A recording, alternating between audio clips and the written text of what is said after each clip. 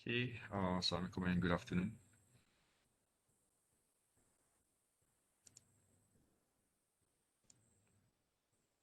Okay, so for today, we're going to continue with still topic number 3. Yeah?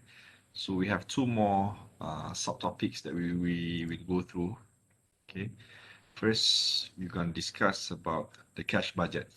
Okay, check first. Microphone for it's okay.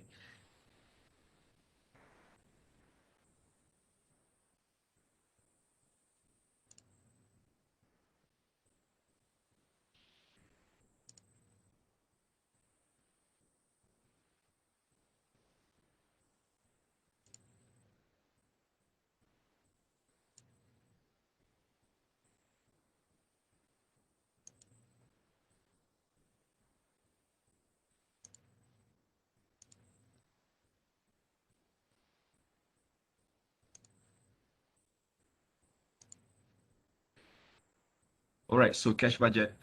So by the way, when we talk about cash budget and afterwards we're going to talk about proforma statements.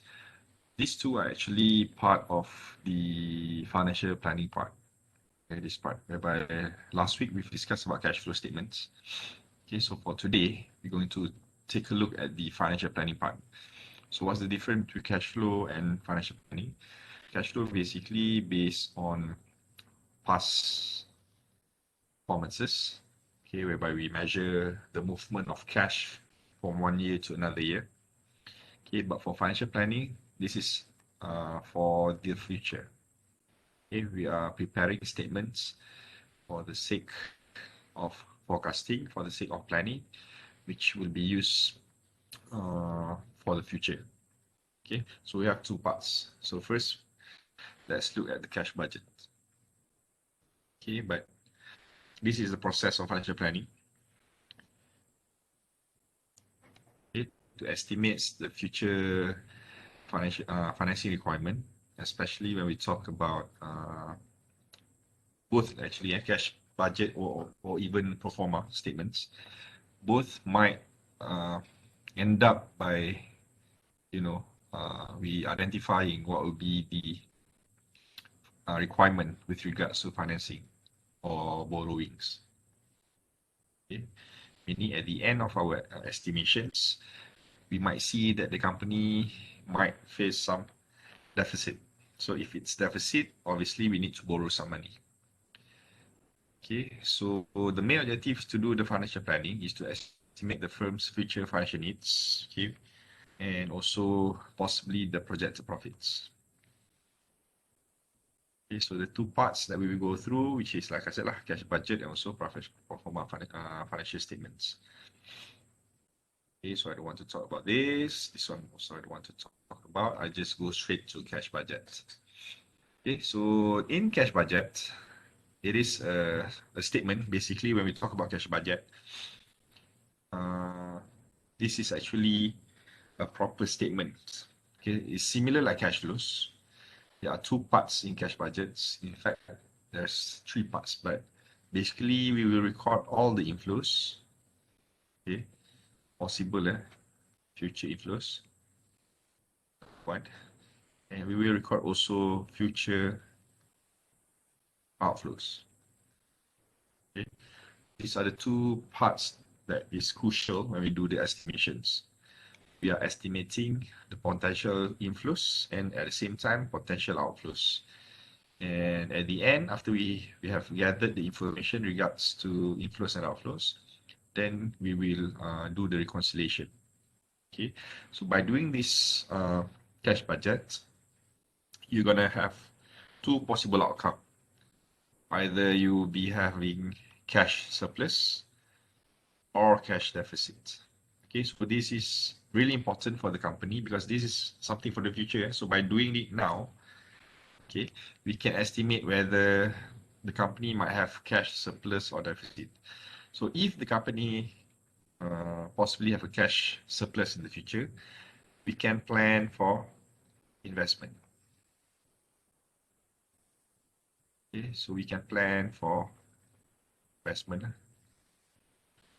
let's say for the next 6 months, this company have an excess of a certain thousands of ringgit, and therefore we can plan where to invest this money for 6 months, for example.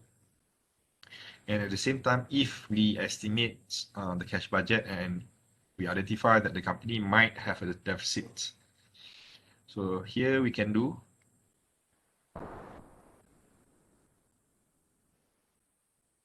prepare for financing, where to borrow the money from.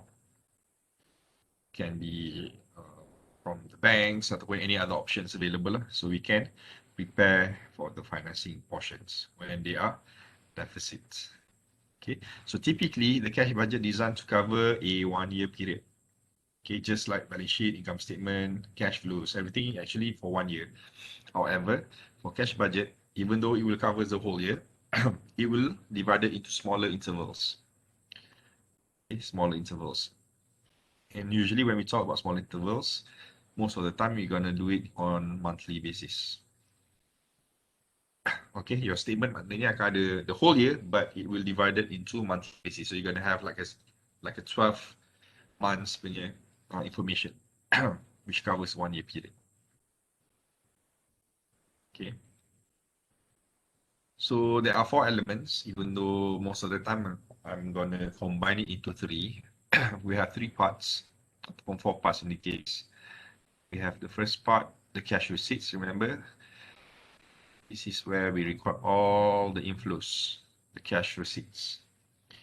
And by the way, when we talk about cash budget, similar like cash flows, we are just concerned with cash transactions only. So any non-cash transactions will be ignored in our estimations. So this is our first part, cash receipts. Second part, or the second element, the cash disbursement. So this is where we record all the outflow. Okay, specifically, the cash inflow, this is cash outflow.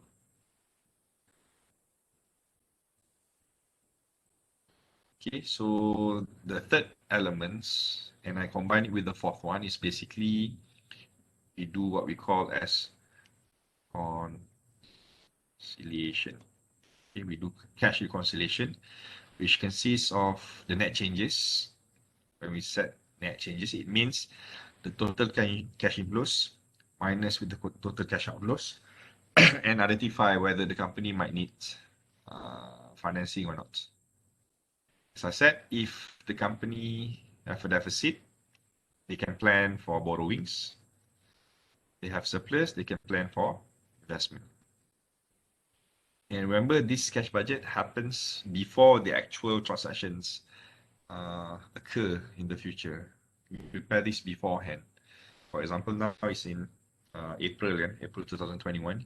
So we can prepare cash budget for 2022 already, from January until December 2022. So by doing that early, this is the purpose so that we can plan if our estimation indicates that whether we have deficits or surplus. And we can plan for these two plan, okay, borrowings or even investment, depending on the situation. So I recap the elements. When we talk about the elements, obviously there will be your structure of the cash budget as well.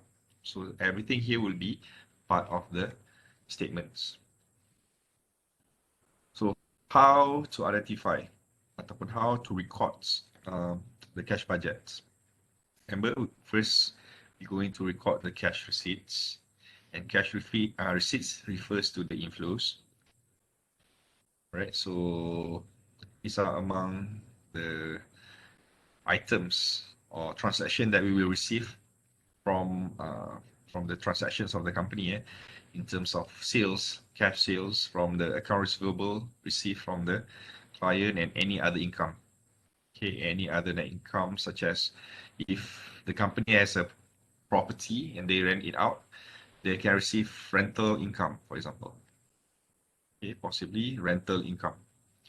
And if they invest in certain investment and they receive dividend, for example, this also will be recorded under receipts. So anything related to incoming money, inflows, we will record it under cash receipts. So mostly come from sales, okay, either cash or either by credit. And on top of that, any other incomes, okay, either from rental or even dividend or even interest if they receive it from their investments. Okay, so any money coming from outside into the company, you're going to record it under cash receipts, the first section, the first element of the cash budget. Okay, once you have this, we're going to start with the second element, the second section, where we record all the cash disbursement. And as I said, when we talk about cash disbursement, it's actually every cash outflows, money going out from the company, and usually related to payments. Okay, they're gonna pay for a lot of things. Among others, they're going to pay for purchases. Right? If they purchase either raw material ataupun finished goods from their suppliers, they have to pay for the transactions, okay, from the purchases.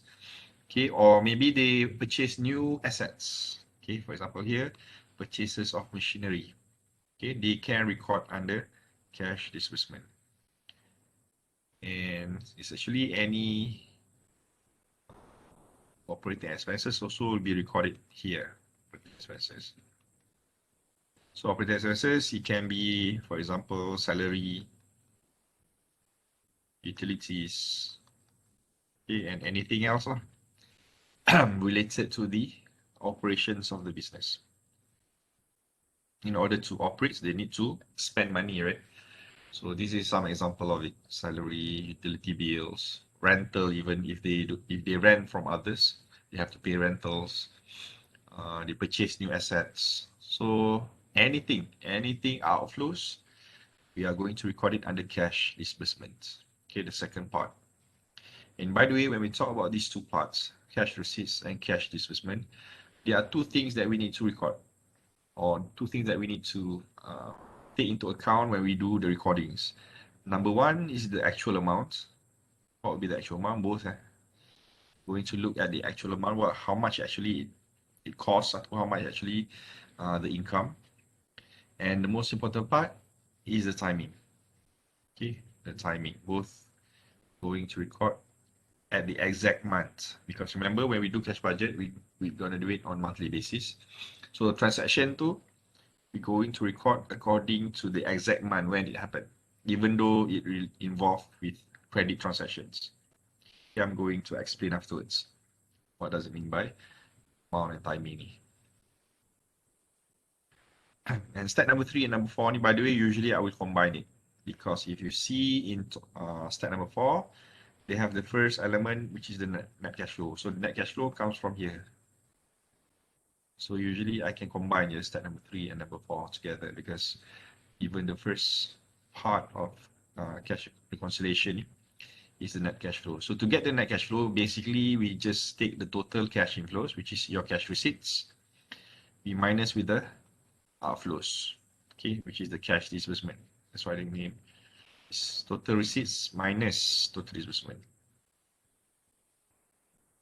So if the inflows is more than the outflows, obviously we're going to have a positive values, meaning for that particular month, the company's transaction generate extra cash because the inflow is more than the outflow.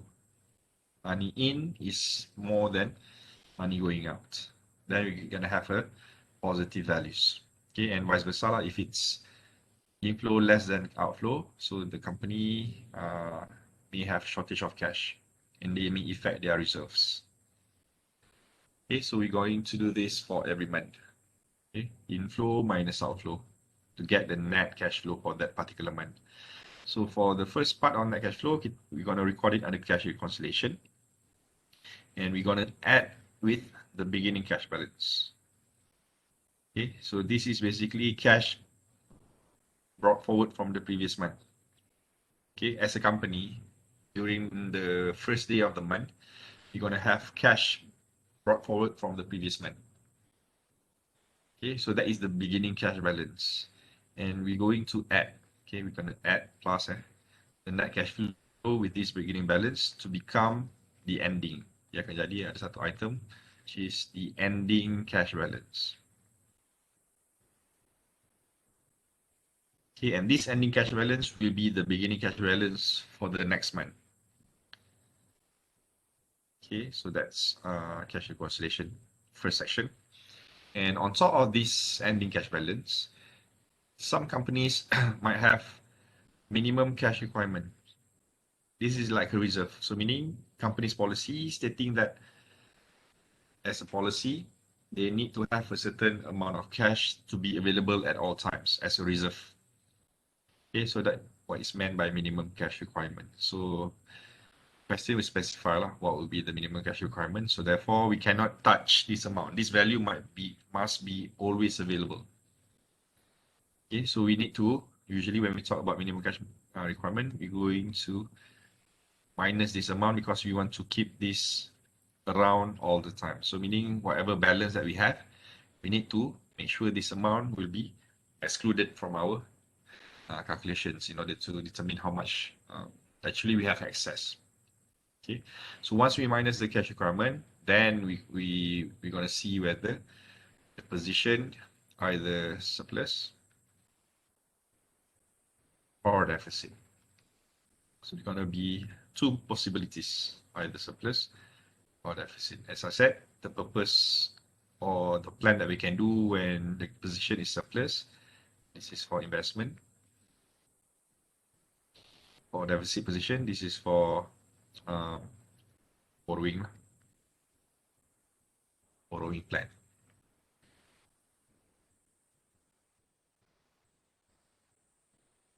Okay.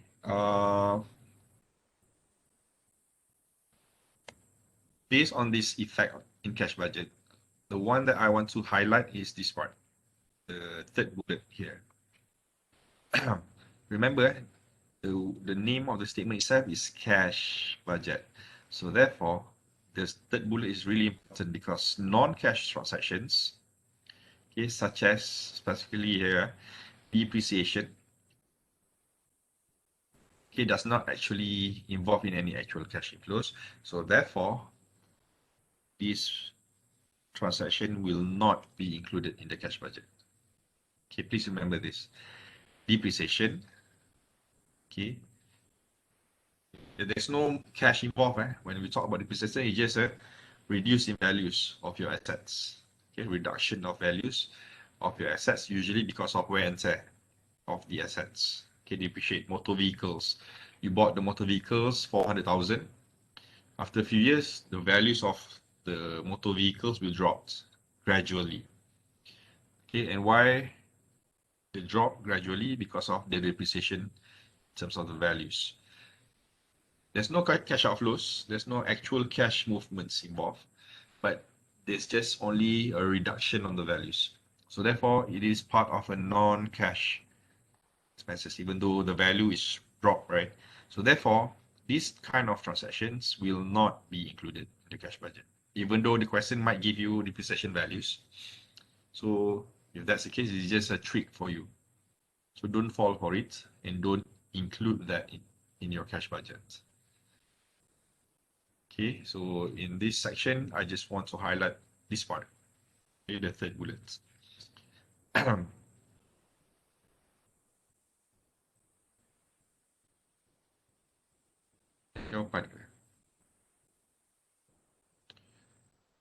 Okay, I'm gonna leave this question for you to try on your own later.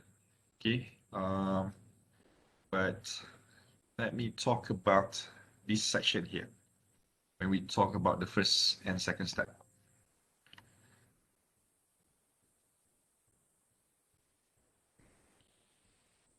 Illustrate to you what does it mean by we need to determine the values and also the timing.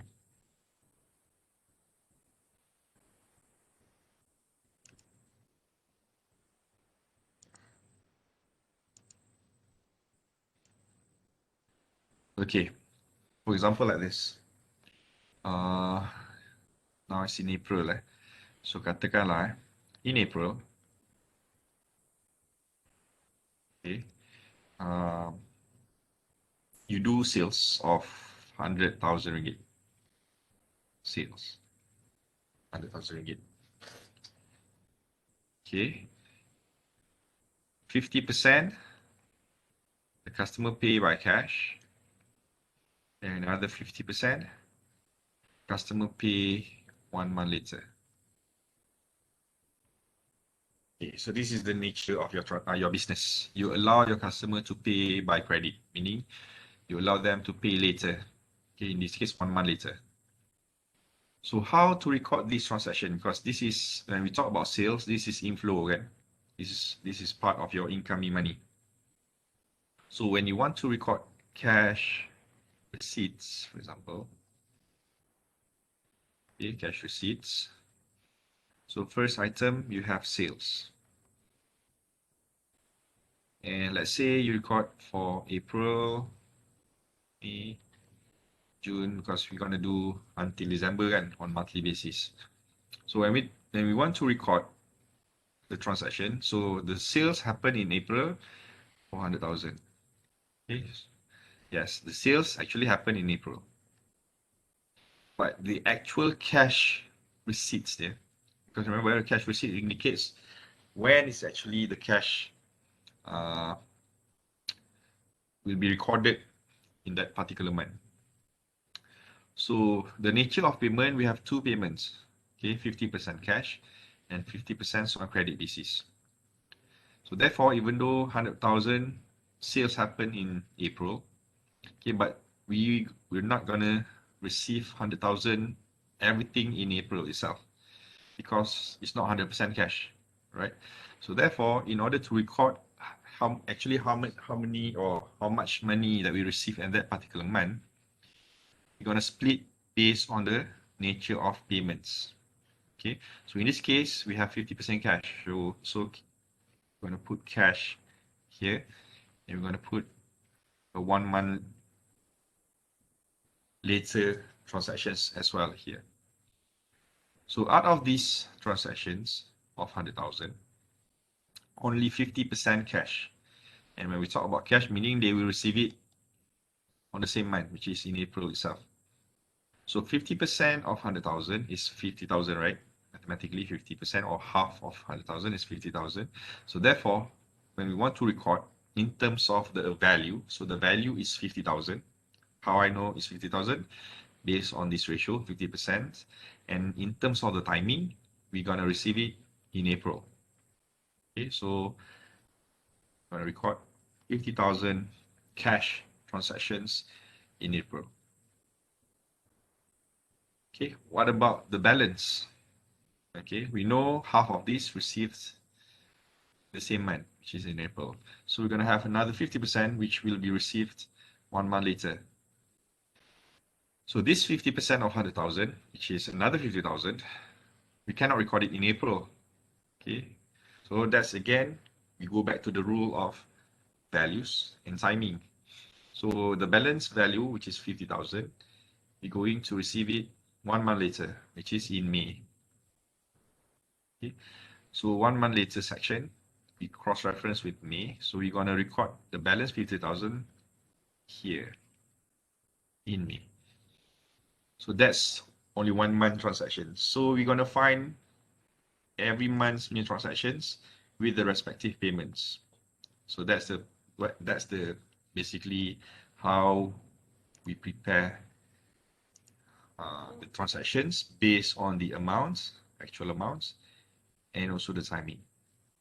Okay, regardless, it can be sales, it can be any other incomes, it can be in terms of payments, operating expenses, and so on. We're going to look how much is the amount and when is the transactions happen. Some might be straightforward, some might be like that, just like what I showed you for the illustration just now. Something like this. Okay. To illustrate further, let's look at one example. I shared with you this question before. So this is how a cash budget question looks like. Okay, you can see here a total of 20 marks here. Question asks us to prepare, prepare a cash budget, but only for the third quarter. Okay, not for the whole year, just for the third quarter. Okay, so hopefully you know what does it mean by the third quarter, because when we said the first quarter, usually it will be from January, February until March. So second quarter, April, May, and June, and so on.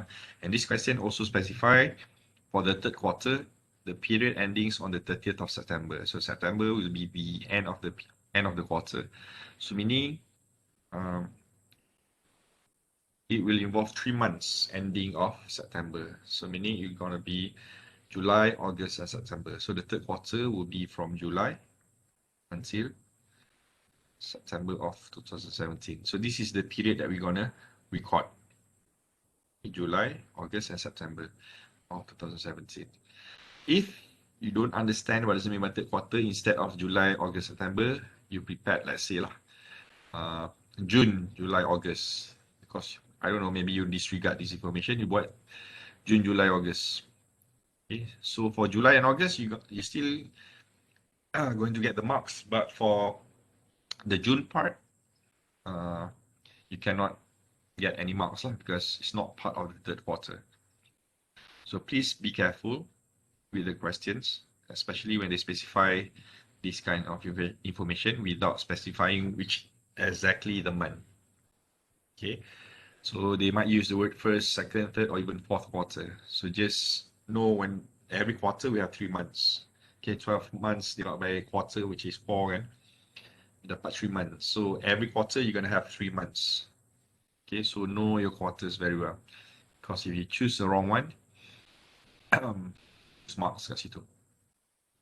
So for every cash budget questions, okay, in fact here pun dia dah specify, they ask you to prepare for the third quarter.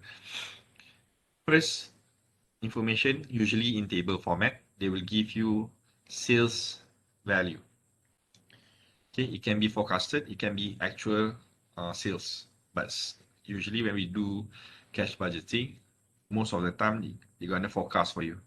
Okay, so all of these sales figures are forecasted. Okay, it's not actual transaction, just based on forecasting.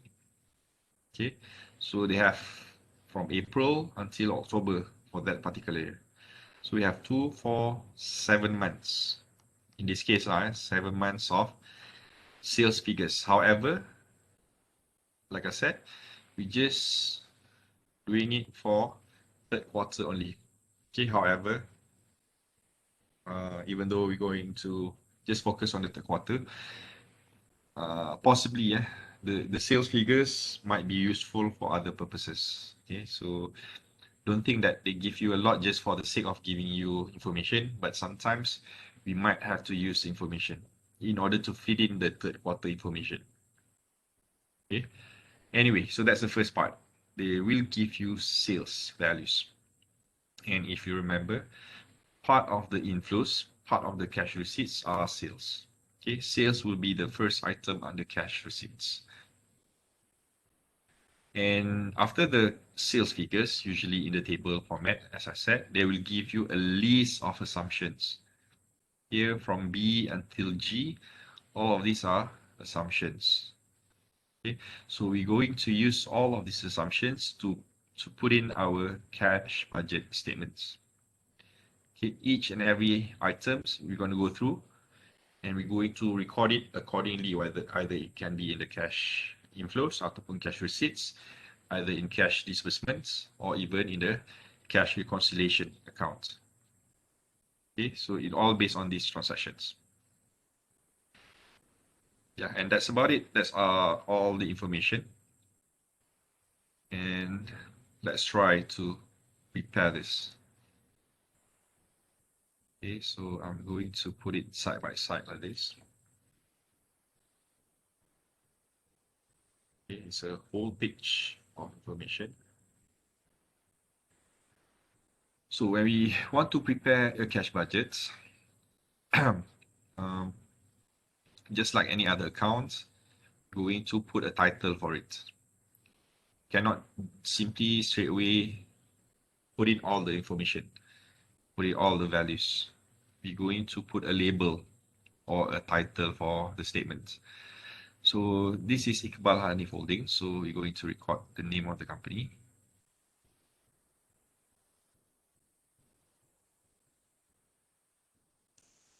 Okay.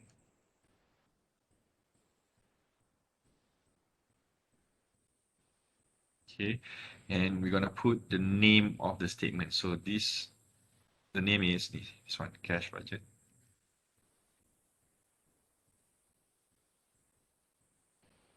for the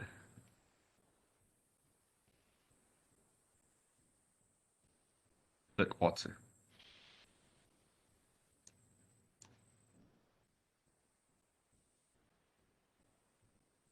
Third quarter ending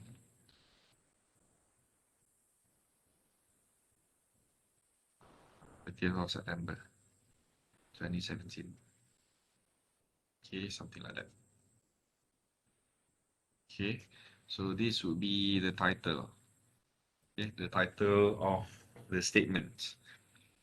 Okay, and you need to remember when we talk about cash budget, we have the 4 elements I mentioned earlier. So we're going to go through each and every level accordingly. So first, you're going to record the cash receipts. Okay, and if you remember when I said cash receipts, it means the cash inflows. Okay, the cash inflows. And the question asks for the third quarter. So as I said earlier, when we said third quarter, it means July. So you can put it here, July, August, so September. So there will be 3 months of information. So make sure you choose your months correctly according to the quarter. Like I said, if you miss by 1 month, you're gonna miss out marks. Okay, because marks will be given according to the actual months, which is part of your statements. Okay, so the very first item, in your cash receipts must come from sales. Always starts with sales, because sales is our source of income. Okay, source of inflows. So we're going to record the sales information first. So what you need to do, refer to the table, okay, to this particular table, because all of these are sales values, and we're going to record July, August, and September sales. Okay, so what you need to do, copy je lah. So for July, the sales is 100,000. Okay, for August, 125,000.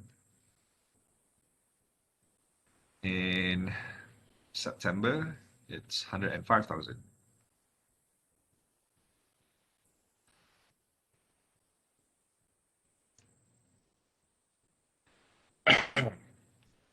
Okay, that's how we record the sales transaction. Okay, so our first information we're gonna extract from the table.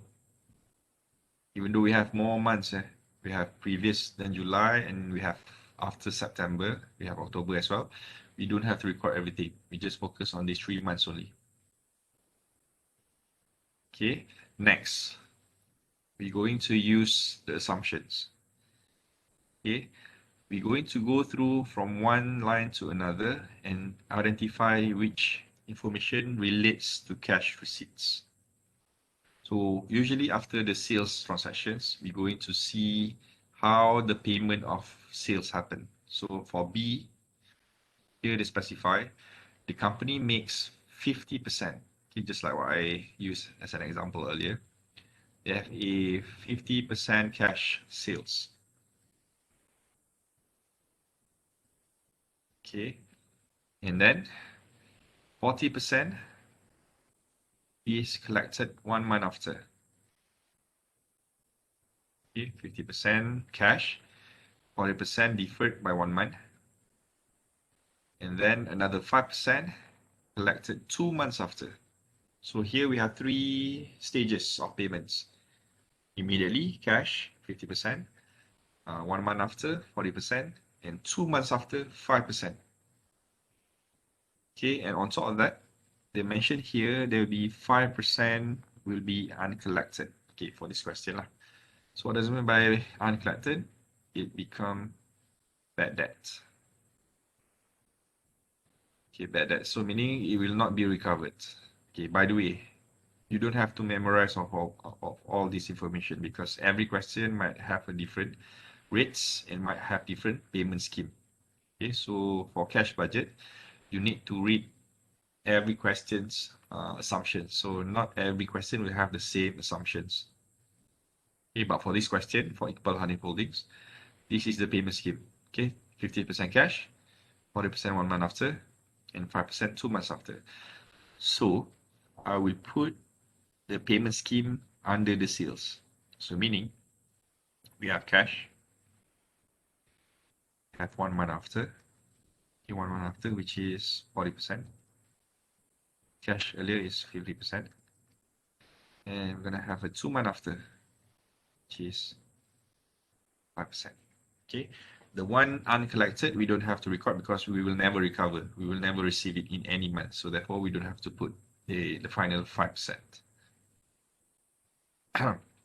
So similar like what I've explained earlier, how to record in terms of the values and also the timing. It's my calculator. So we're going to focus on the first month of the quarter, which is July. Okay, and July's transaction for sales is 100,000 ringgit. Okay, 100,000 ringgit. And just like my example earlier, half of it, which is 50%, we're going to receive it immediately by cash. So meaning for this July 100,000, 50% of it is 50,000 ringgit. Going to record it here, July itself. Okay, so again, I recap how I get this 50,000. It's 100,000 multiply with 50%. Okay, and we're going to receive it immediately because it's cash. Okay, within the same month. Okay, so later on, we're going to record the same thing for August and also September, but I'm going to skip that first because I want you to focus on July transaction. So we know it's 50,000 already received within the same month. So we have a balance, another 50,000. But the next transaction, we're going to receive it 1 month after. So 40% of 100,000, which is 40,000, you're going to receive it 1 month after. Okay, 1 month after. So meaning 40,000, you're going to record it in August. So okay, 40,000, we're going to record in August. Okay, and the 5% balance of 100,000, which is in this case is 5,000 ringgit, you're going to receive it 2 months after. So 2 months after July is September. So we're going to record the 5,000 here. Okay, 5,000, which is 100,000 multiplied with 5%. I'm going to receive it 2 months later.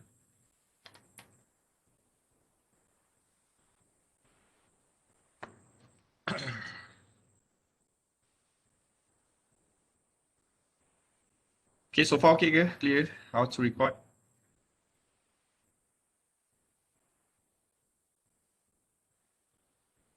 So that's one part. So technically, if you add everything, 50 plus 40 plus 5 is just 95,000.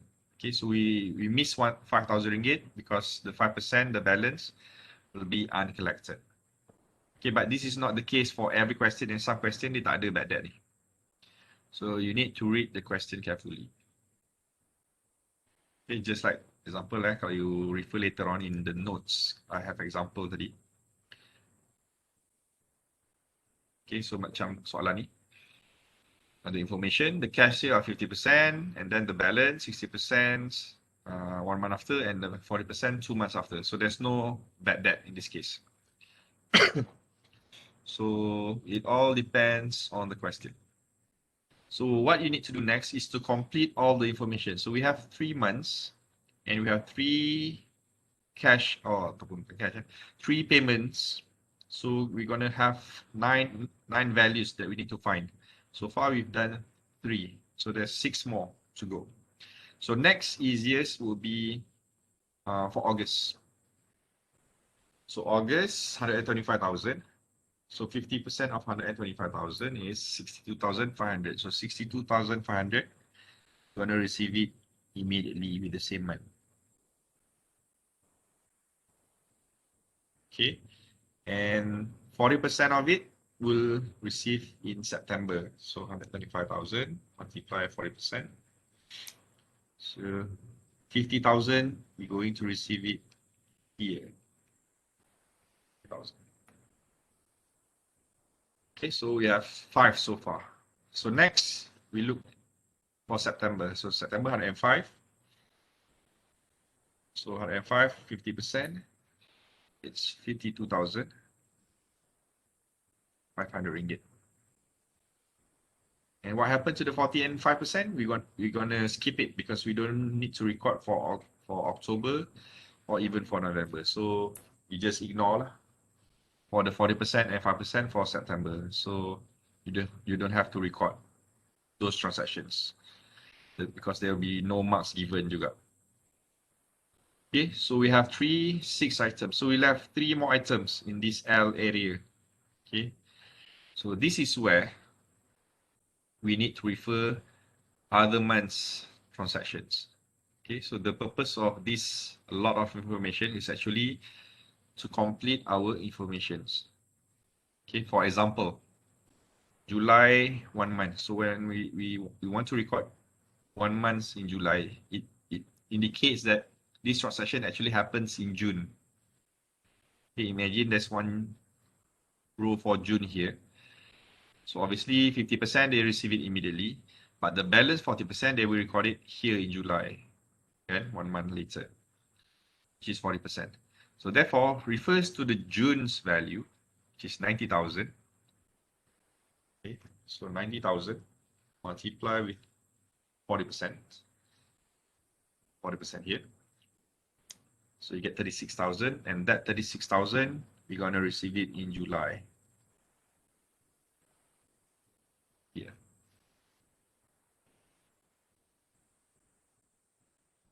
Okay, again in June, this 90,000. The other 5% will be collected 2 months after. So 2 months after June is August. Okay, and the rate is 5%. So 90,000 times 5% is 4,500 ringgit. So that 4,500 ringgit from June's transaction, we're going to record it in August. 4,500 ringgit. So I recap how I get this 4,500 ringgit because this is 2 months before, 2 months before August. It means from June. So the June sales is 90,000. So 90,000 multiplied with 5%, get 4,500 in August. So almost completed everything. We just left with one figure, which is July 2 months. So meaning 2 months before July, there's a transaction that we need to record 5% of it. So 2 months before July will be May. And May is 85,000. So 85,000 times 5% is 4,250. So you're going to record 4,250 here. And now every cash payments for July, August, and September, we already records. Okay, so for B, technically we complete these sections. Okay, following these assumptions, so we follow the values and we follow the timings for every transactions. Okay, so that's baru B. We just completed the B sections. So we left with C, D, E, F until G. Okay, for cash receipts, okay, the first item always sales. And next, we're going to record the payments from customers. Okay. Usually the assumption will be given just after the sales information, like here in B sections. So what I want you to do next, or what I would recommend usually, is to go through from the next information until the last one. Is there any element of inflows? Remember, because cash receipt refers to inflows. Okay, so what we need to do is to go through every lines and to identify is there any other inflows for the transactions. So for example, after B, you already completed everything. We try to find information from C. Okay, purchases of raw material, 70% of sales made 1 month before, payment is made equally. So purchase number one, purchase obviously involve cash outflows. And the payment also will involve outflows. Okay, this is not income, this is expenses. D, operating expenses. Okay, this is again outflows. The company fixed monthly expenses. So all of these are expenses. So again, this is outflow. E, a quarterly dividend of 4,000 will be received. Okay, so this is a keyword. Received. Okay.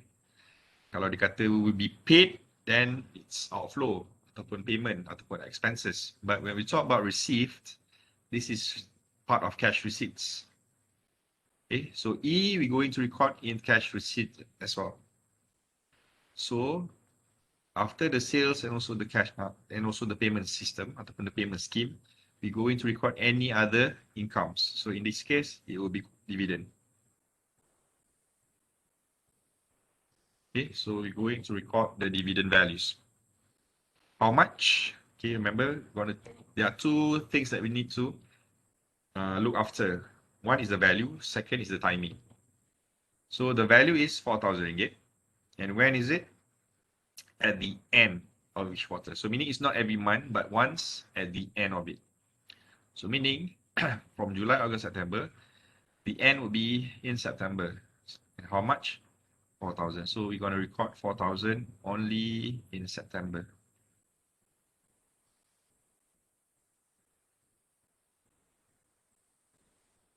Okay. So that's E. So we've done E. Very straightforward. Next, F, a 7% semi-annually interest payment on 100,000 notes payable is paid in July. So again, this is paid. So this is expenses, meaning outflows. And G, ending cash balance, minimum balance, and all of this information. Okay, when you see they mention about the ending cash balance, the minimum balance, this is all for cash reconciliation. Okay, our final steps. So therefore, it will not be part of cash receipts or even in the cash disbursement. So this is for cash recon. Okay, for G it's actually for cash reconciliation. So therefore, it's not part of number one, cash receipts, or number two later on, cash disbursement. So therefore, that's it. That's all information that we have for cash receipts. So what you need to do next is to total up. Okay, total up all of the values, respective months. Okay, and to avoid any confusion, I will always recommend for you to underline this section.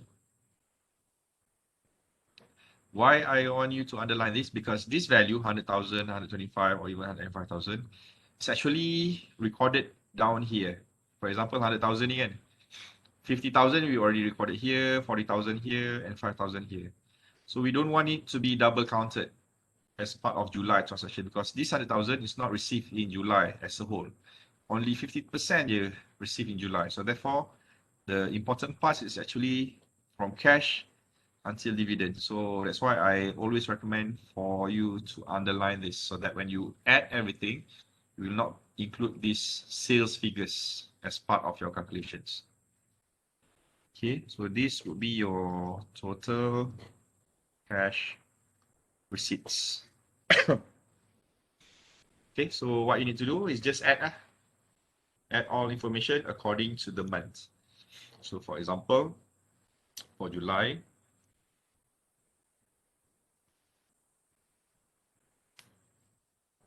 the 90,000, 150. Okay, for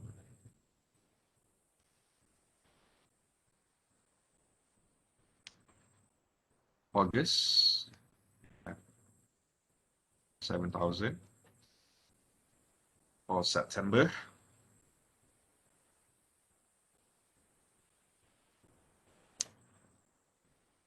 have 111,500. So this is our first section, which is the cash receipts. Okay, the cash receipts. So this is all the inflows for that particular month, respectively July, August, and September.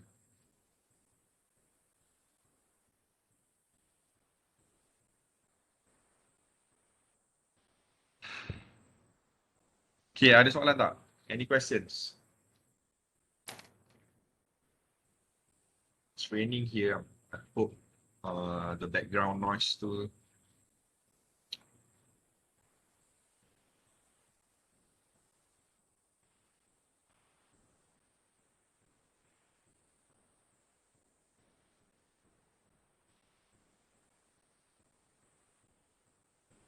Okay, so if there's no other questions, let's move on to the second element, which is the cash disbursement. Disbursement. For cash disbursement, we're going to record all the outflows. Okay, all the outflows. So if receipts, we start with sales. For cash disbursement, we're going to start with purchases. So we're gonna put purchases first. Okay, so this is the tricky part. Okay, for cash budget, the tricky part is actually for the purchases.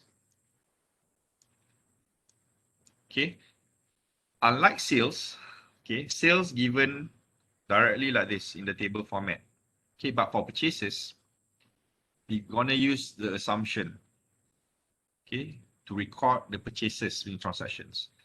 So after the sales payments, collections, C, okay, the mention about purchases.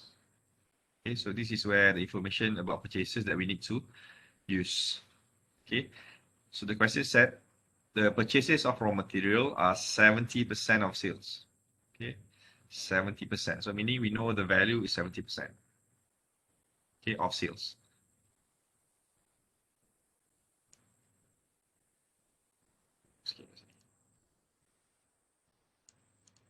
Okay, purchases 70% of sales. And on top of that, the transaction happens 1 month before the sales occur. Okay, 1 month before. So meaning the purchase happened before the sales. Okay, it's not happening on the same month. Okay, so the transaction happens 1 month before the sales occur. So if we look at the purchases for July, contohnya July, we purchase July and the value is 70% of the sales amount. Okay, so if we look at the assumption here, it happens 1 month before. So if we want to do purchases for July, so we're going to look at sales for which month?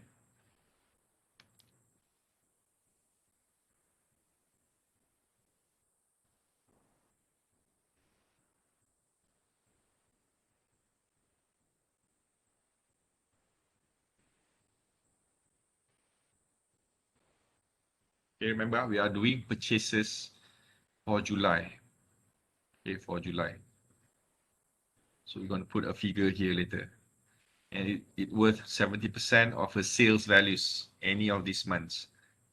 Okay, but the assumption given, it's 1 month before the sales occur. So if we want to record for July purchases, so we're going to look for which months punya sales. June.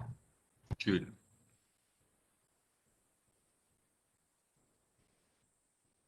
Okay, so you said June, so June is 90,000. So 70% of 90,000, dia akan letak sini berapa 90 times 0.7, so 63,000. Okay, 63,000. Okay, but the thing is, July. This is July purchases.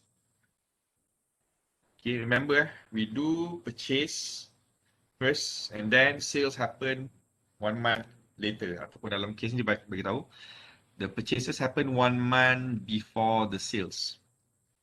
Okay, so we are doing July purchases. We're gonna purchase our raw materials in July. So when is the sales happen? So August. obviously it's not June lah, because June is Uh, even though it's 1 month before, but 1 month before too is the purchases, not the sales. Sales happen 1 month after that. So therefore, we're not gonna refer to June's punya sales. Okay, so we're going to refer to the August values. So you are correct. So take 70% of August sales. 25,000 times 70%, which is 87,500 ringgit, and that we will record it in July, 87,500 ringgit. So I recap where I get this 87,500 ringgit. It is based on August sales. And how much? 70% of it. So 70% of 125,000 is 87,500 ringgit. And why I record it in July? Kalau you nak nampak lagi common sense, you purchase in July. Okay, when you will do the sales? So you're gonna sell, or you're gonna sell it 1 month later. Okay, that way. Cuma dalam when we want to calculate the raw material, because we do it in reverse, because we are referring to the sales value. As a common sense, mesti you beli dulu, you purchase first, then you do the sales. Mana boleh jual dulu dan baru beli kan? So you purchase the raw material first, then you will sell it later. Okay, in this case, the sales occur 1 month after. Okay, purchase April, jual May. Purchase May, jual June, and so on. Okay, so therefore, if you want to do purchases for July, obviously the sales will occur in August.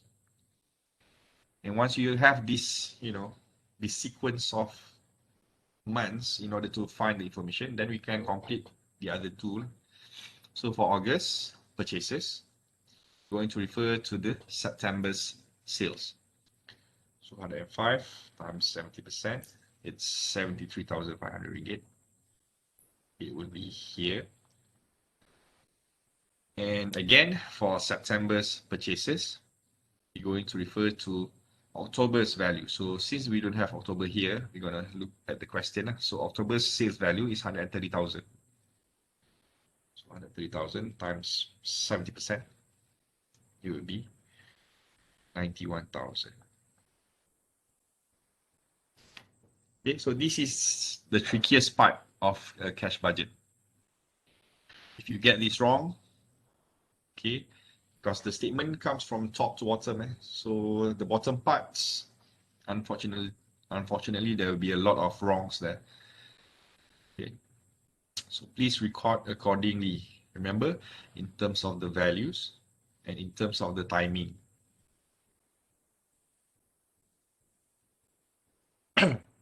Okay, so we have 3 months, but just to give you some hints, there's a possibility that you need additional information for other months as well, just like what we had during our sales. But the only thing is different. For sales, everything is here in the table. But for purchases, for June or even for May, we don't have information. So therefore, you might have to calculate the purchases first, then baru kita record how the payments are being made. So in this case, the payments are made equally. So when we say equally, it means it will balance lah. Okay, equal kan?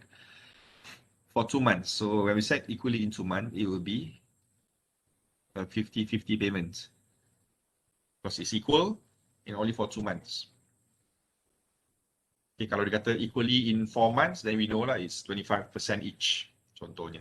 So here is equally for 2 months. So therefore, the ratio is 50-50. So meaning there will be no cash payments to the supplier, but in fact, they have 1 month after, which is 50%, 2 months after, another 50%. Okay, this is what's meant by equally 2 months after sales.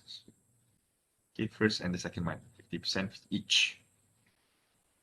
Okay, so again, if you look at the months, we have 3 months, and now we have 2 payments. So therefore, we have to complete 6 information. So I always suggest to start with the easiest one, the ones in the part of the July, August, September. So for example, for July, 87,500 ringgit is the purchases in July, and half of it, which is 43,750, we're going to pay them in July. Half of this, 50% of July, I can record here. Okay, it's not cash, here 1 month later. So therefore, we're going to record it here, 43,750. But it's 1 month later. And the balance of this, which is similar values because it's also 50%, so 43,750. The second payment they will make 2 months after. So 2 months after July is in September. So we're going to record 43,750 here.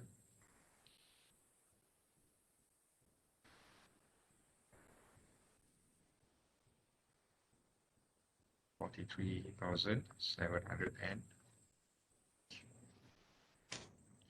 So that's from July transaction. Okay, half paid in August and another half paid in September. So next we can look from August purchases. So August, 73,500 ringgit, 73.5. 50% of it, which is 36,750. We're going to record it in September. Okay, technically we're going to have a balance of 36,750 payable in October. Okay, but again, since this is not part of our scope, we don't have to record that. Okay, and in fact, the 91,000 we're not going to record the transactions of payments because the first payment will be made in October as well. Okay, so therefore we're going to ignore this payment. But we need to complete these 3 months item. Okay, ataupun the 3 items from July and also in August. So therefore, again, we're going to refer to the months of June. Okay, to the months of June. But this time around, it's not the sales of June, but we want to know the purchases of June. Okay, don't get confused. Dalam table ni, they give us sales for June, which is 90,000. That's what we did earlier for this part. But here, this is for cash disbursement. We want to know the purchases, which is unknown. Okay, so similar concept. When we do purchases in June, okay, somewhere here, katakan, in June, the sales occur 1 month later, which is in July. Okay, so therefore 70% of 100,000 will be the purchases for June. Okay, 70% of 100,000 is 70,000. So 70,000, imagine it be here for June, they will pay 1 month and 2 months after. So for June, 35,000, which is half of 70,000, we're going to record it here. Okay, because this is 1 month after June, which is in July. And the balance for the second month, which is another 50%. So kalau 2 bulan selepas June, is in August. So we're going to record the balance of transaction of 35,000 here. Okay, so we have almost a complete transaction except for this part. So to cross-reference, just check this is 2 months before July. So 2 months before July would be, kalau tengok bulan 2 months before July would be May.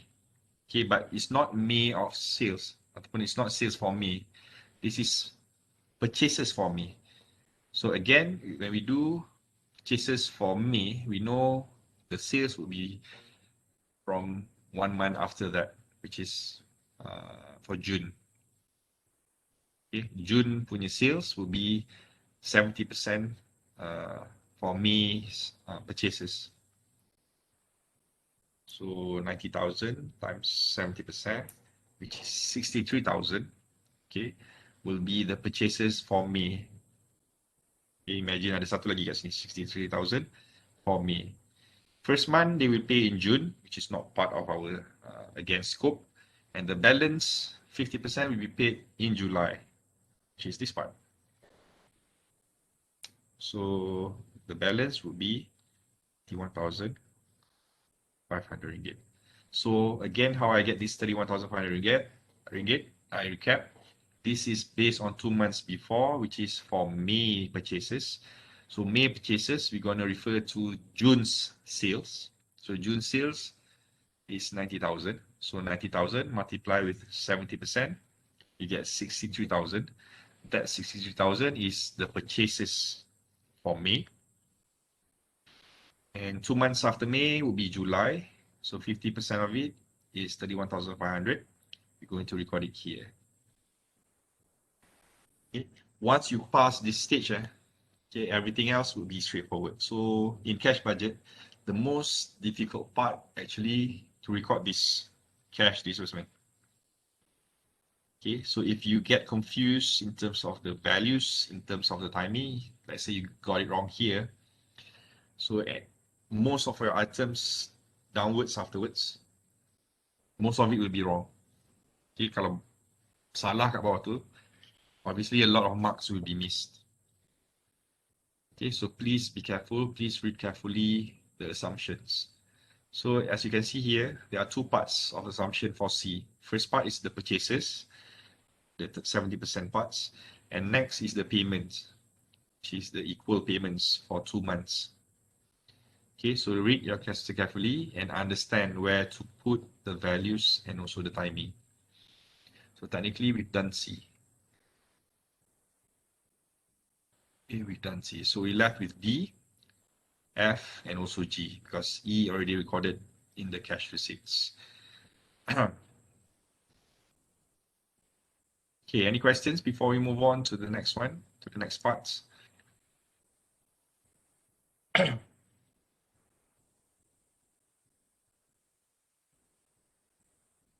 Okay, so once we've done C, we move on to D pula.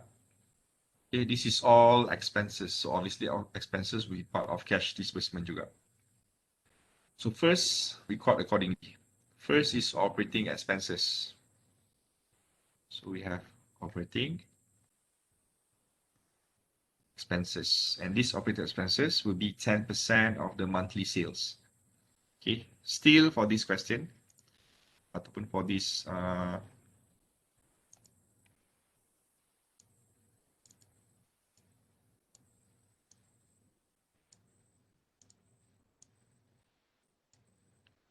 okay, for this, you still use the ratio, which is 10%. Okay, so operating expenses will be 10% of the monthly sales. So for this, it's straightforward. We just take 10% from the respective sales values for each month. So for example, for July, the sales is 100,000. So 10% of 100,000 is 10,000 ringgit. Okay, so for August, 10% of it is 12,500.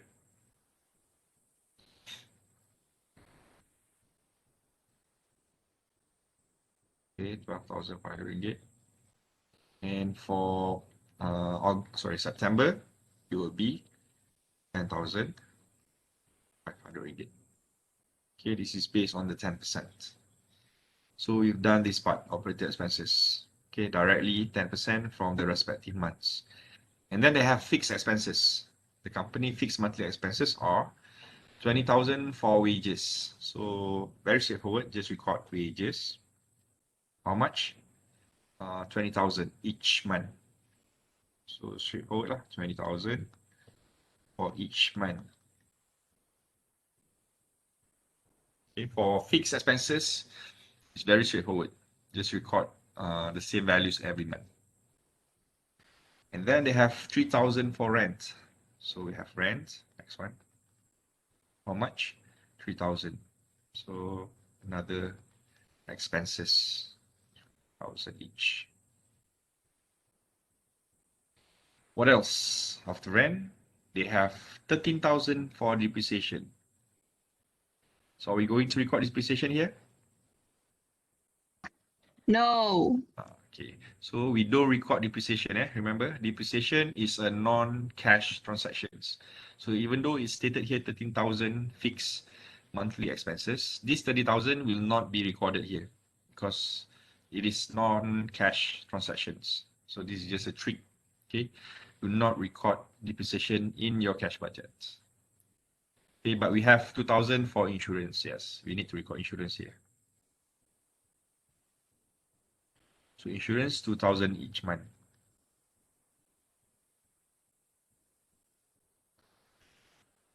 And that's our D. Okay, check balik.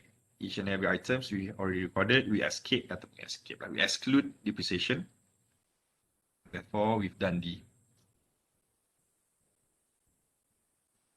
Right. E, like I said, already done for the cash receipts earlier for the dividend. Okay, but beware when they state dividend, it's not necessarily always receipts. Read dia punya transaction tu. Is it inflows or outflows? Because sometimes they might use the word will be paid, for example. Okay, kalau dia paid, dia akan masuk ke sini lah. It will be part of your disbursement because we are paying dividends. Okay, but here is received. So that's why we put it in cash receipt. So don't assume when dividend you masuk receipts. No, read the transactions.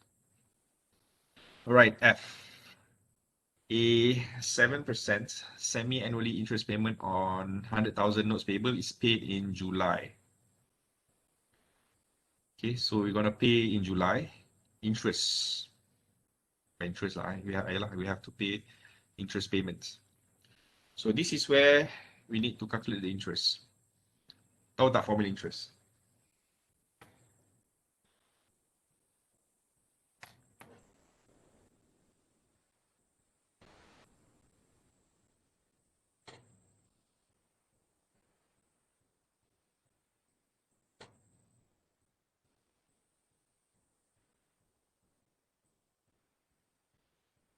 Okay, I assume you pernah belajar business mathematics, right? In business mathematics, patutnya dia ajar you how to calculate interest. Okay, interest, interest payment. So formula for interest, please remember this. I, which is interest, equals to P, the principal, multiply with the rate of interest, multiply with time. Okay, so this is the formula of interest. Principal, which is amount borrowed, multiply with the rate of interest, multiply with the time. Time here refers to years, how many years you pinjam. So kalau your loans or your borrowings to less than 1 year, let's say for 6 months, for example, you're going to record it like this, 6/12. You need to divide by the number of months. So in a year, it's 12 months, right? So if it's less than 1 year, okay, you need to divide by 12. Kalau exactly 1 year, you're gonna put T ni ataupun time ni as 1 lah. Tapi anything less than 1 year, you're gonna divide by 12. For example, like this question. In fact, for cash budget, we're gonna assume it will be paid less than 1 year lah. Okay. So for example, a 7% semi-annual. Okay, this is another part. Okay, third lah soalan ni is 7%. Okay, so this is the rate R. Semi-annual. Semi-annual is 6 months, 6/12. Interest payment on 100,000. So this is the principal. And payable when? In July. So you have all the P, the R, and also the time. So therefore, you can find interest is actually 100,000 times the rate of 7%. How long? 6/12.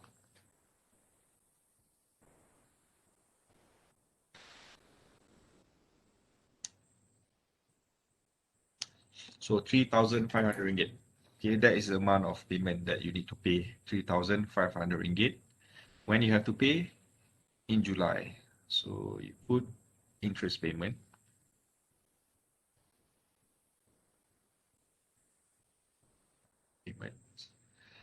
When? In July. How much? 3,500 ringgit. Okay, 3,000 in July. Okay, so I recap for interest based on this formula. The principal is 100,000 ringgit. The rate of interest is 7%. And the time here is semi-annual. Semi-annual maknanya 6/12. Okay, kalau the annual is 12/12 lah, ataupun 1. This is semi-annual is 6/12. Okay, 100,000 multiplied with 7%, multiplied with 6/12, you get a 3,500 ringgit interest payment. And this 3,500 will be paid in July. So that's F. And like I said, for G, this is cash reconciliation. So it's not part of a cash disbursement. So we can safely say that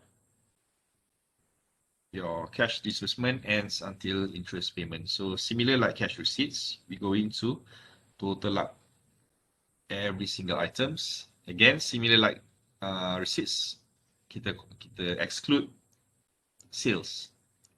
Okay, this sales value kita exclude from our calculations.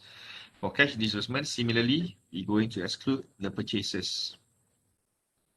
Why? Again, similar reason.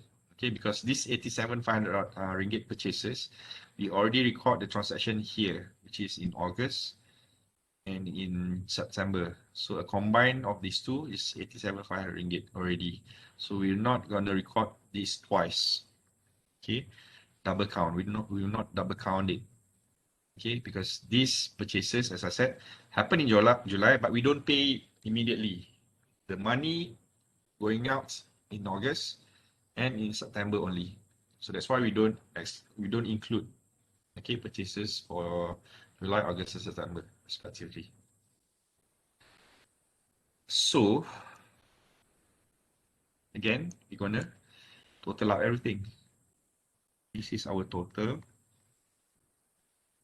cash disbursement. So 35,000 plus 31,500 plus 10,000 plus 20,000 plus 3 plus 2 plus 3.5. So we have 105,000 here.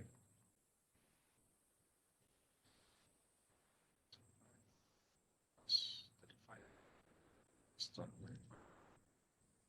plus 20 plus 3.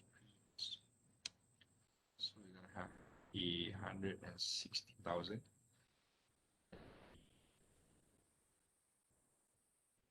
Okay, and lastly, for September,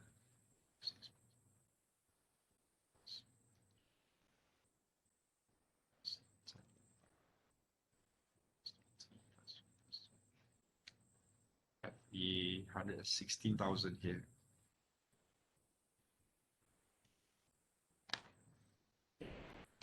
So that's the total cash disbursement for the respective months. So we add every items except the purchases. Okay, these purchases, like I said, is already counted in the respective 1 month and 2 months. Okay, we don't double count it. So this is the total for cash disbursement. So we have cash receipts tadi kat sini, total dia. And then we have here total cash disbursement. Now, once we have our first two elements, the cash receipts and cash disbursement, next we're going to do the cash reconciliation. Okay, cash reconciliation.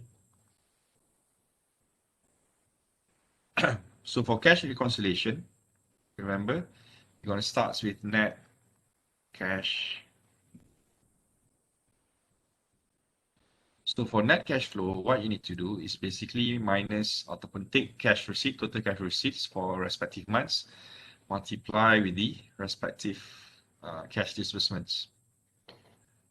For example, for July, it's 90,250. We minus with 105,000. So we're going to have a negative values here, 14,750.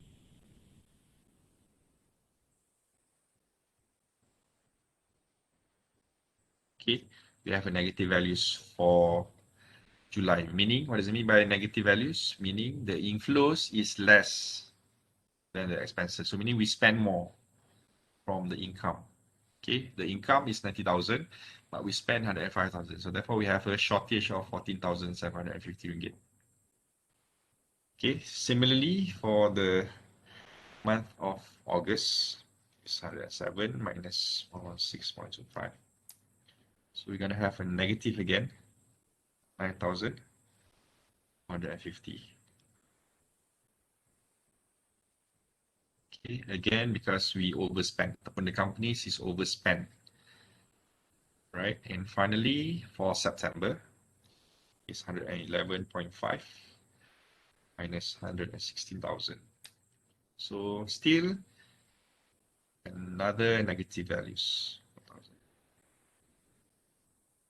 Okay, so for the net cash flow for all 3 months, we have a negative values for all 3 months. So all 3 months from the third quarter, July, August, and September, these companies have negative net cash flow. Okay, so the first item under cash reconciliation for, by the way, for number 3, for cash reconciliation, AS. For cash reconciliation, you have to memorize the format. We have 4 to 5 items here.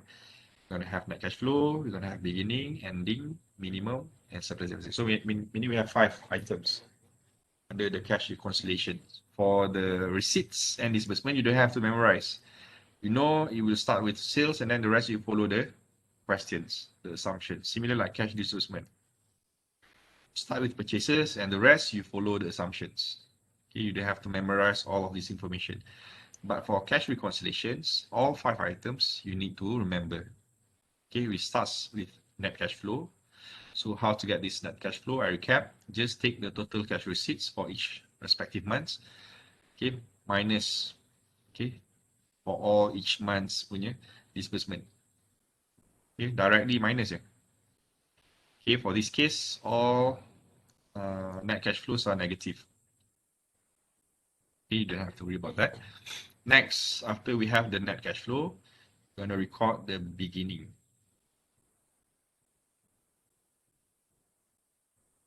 cash balance. So beginning cash balance, we're gonna, for the first month at least, for the first month's beginning cash balance, we're going to look from the question. Okay, we're going to take this information from the question. So there are 2 ways how the question will provide us this information. Number 1, they might use the word beginning cash balance for July is so and so ringgit. Okay, they use the word beginning balance for July because our first month is July. Sorry. Dia buat ni.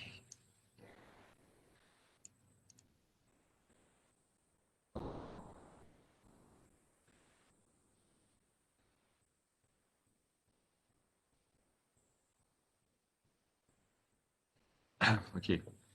For the first month is July. Again, I remember our first month for our statement is July. Okay. So the question might give you July punya beginning cash balance. So dia akan gunakan perkataan beginning cash balance for July is 55,000 contohnya. Okay. Alternatively, if they don't use the word beginning cash balance, they might use the word ending cash balance like this question.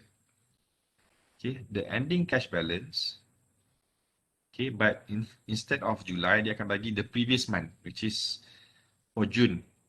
Okay, so ending cash balance for June is 55,000 ringgit. So as I said earlier, if the balance ending in June, it will be beginning for the next month. Okay, so in this case, the ending balance for June is 55,000, and this 55,000 will be carried forward to the next month, which is in July. So therefore, the beginning cash balance for July would be 55,000. Okay, so 55,000 would be the beginning balance based on the ending from June. Okay, but what about the rest? So the rest depends on our calculations based on our cash reconciliation. So for this part, this is from the question, but the rest we have to calculate ourselves.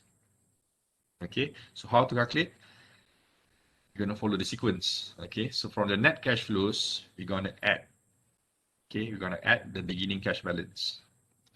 So since we have a negative values, okay, negative values, which is negative 14,750, our 55,000 carry forward obviously will reduce because we need to cover these losses.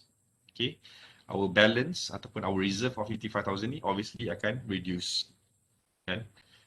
Because we don't generate enough income for July. We suffer losses kat sini basically, ataupun suffer a shortage of cash. So therefore, at the end of the month, we're gonna have okay, we're gonna have a balance of 40,250 only. Okay, and this will be our ending cash balance. Okay, how I get this ending cash balance? By adding a plus sign here, it means net cash flow plus beginning cash balance. So since we have a negative net cash flow, obviously our ending balance will be reduced. Kalau ni positive, our ending will be more. Okay, so meaning we accumulate more cash every month. But in this case, we have a drop in terms of our cash balance because we have to cover these shortages. Okay, and this 40,250, ingat this is ending cash balance, similar like this one, ending cash balance of June 55, you bring it forward to July. So for ending for July, 40,250 will be beginning for the next month. So you're going to put it here, 40,250 for the next month, for August. Okay, similar concept, you're going to add a negative 9250 with the beginning balance. Okay, 9250. So now you're left with 31,000. Okay, numbers keep on reducing. Okay, your balance becoming lesser because 2 months in a row we have a deficit. Okay, and this 31,000 again will be carried forward to the next month. So this is ending for I'm sorry, August. doctor. Yeah, I didn't catch the way you get the beginning cash. this part. For which Yeah, month? I didn't catch how. Okay, so For first of all, for the first month punya beginning balance, this we're gonna take this from the question. Okay, for the very first one memang kita akan ambil dalam soalan from the question. Just only for the first month. In this case, it's 5,000. This is from the first month. So what we going to do is to add with the net cash flow. So mathematically, you just negative 14,750 plus 55,000. You get this amount, 40,250. This will be the ending for the month of July. So ending cash balance for July will be the beginning for the next month. So technically, we just carry forward this to the following month. Okay. Sama macam tadi lah. Kalau ni ending for June, 55,000. So carry forward to July will be the beginning for July. So after we add the net cash flow, the ending for that particular month, we bring it forward to the next month. So 4250, we add again with the net cash flow. Now we have a 31,000 ending for August. So therefore, this August values, ending balance ni. Again, we're going to carry forward to the month of September pula. So the September's beginning would be 31,000. Okay, how I bring this forward from the previous month. Okay, is it clear? Yes, Doctor. Faham. Boleh Tapi saya tak dapat ending cash balance tu, doktor. Plus. Kan ada plus. Oh. 14,750 plus 55,000. Okay. Okay, Doktor. ini negative sebab I put in bracket, it means negative because our inflows is less than outflows. Therefore, we got negative for all 3 months. So that's why the numbers becoming smaller and smaller every month because basically the deficit ni eats up our balance lah. Imagine lah duit awal bulan ada sekian, tapi our expenses is more than income, so obviously our balance will becoming smaller every month. So for this month, for example, you take 31,000, you plus with a negative. So plus negative meaning you minus lah. You minus 4,005. So you're gonna have 26,500.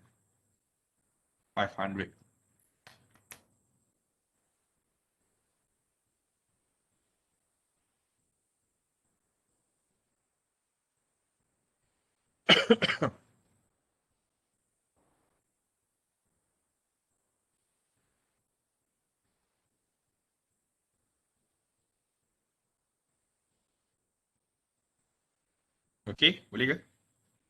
Boleh. Alright. Lepas tu yang minimum balance of 30 Nampak dah tu. ni? Okay, Okay. sekejap, nampak ni. Right. So this is not the end of our cash reconciliation. This is just the first three. Remember I said under cash reconciliation, you're gonna have 5 items. So the next one would be the minimum balance. So next we're gonna record the minimum balance. Okay, ataupun kadang-kadang kita guna minimum cash balance. Okay, so for this case, the minimum balance is 30,000. Maintained at all times. So meaning every month we need to maintain a 30,000 ringgit. Okay, 30,000 ringgit. This is fixed, kan dia kata at all times kan. So meaning every month we must have 30,000 as a balance. As a reserve basically. When I said minimum balance, usually it refers to as a reserve ataupun as an emergency fund. Okay, and this minimum balance, you're gonna minus it. Okay, this is at the end of the month punya values, and we need to keep aside 30,000 out of these values. So meaning the remaining barulah kita panggil dia surplus or deficit. So our final items, okay, under the cash reconciliation is either surplus, okay, or deficit. Okay.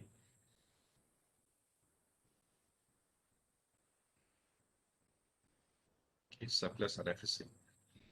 So if I put it in a bracket like earlier, it indicates negative deficit. Kalau without bracket, it indicates positive values. Okay, so how to get this surplus or deficit? Simply ambil ending cash balance minus the minimum balance, respectively. Just minus. So in this case, 40,250 minus 30,000.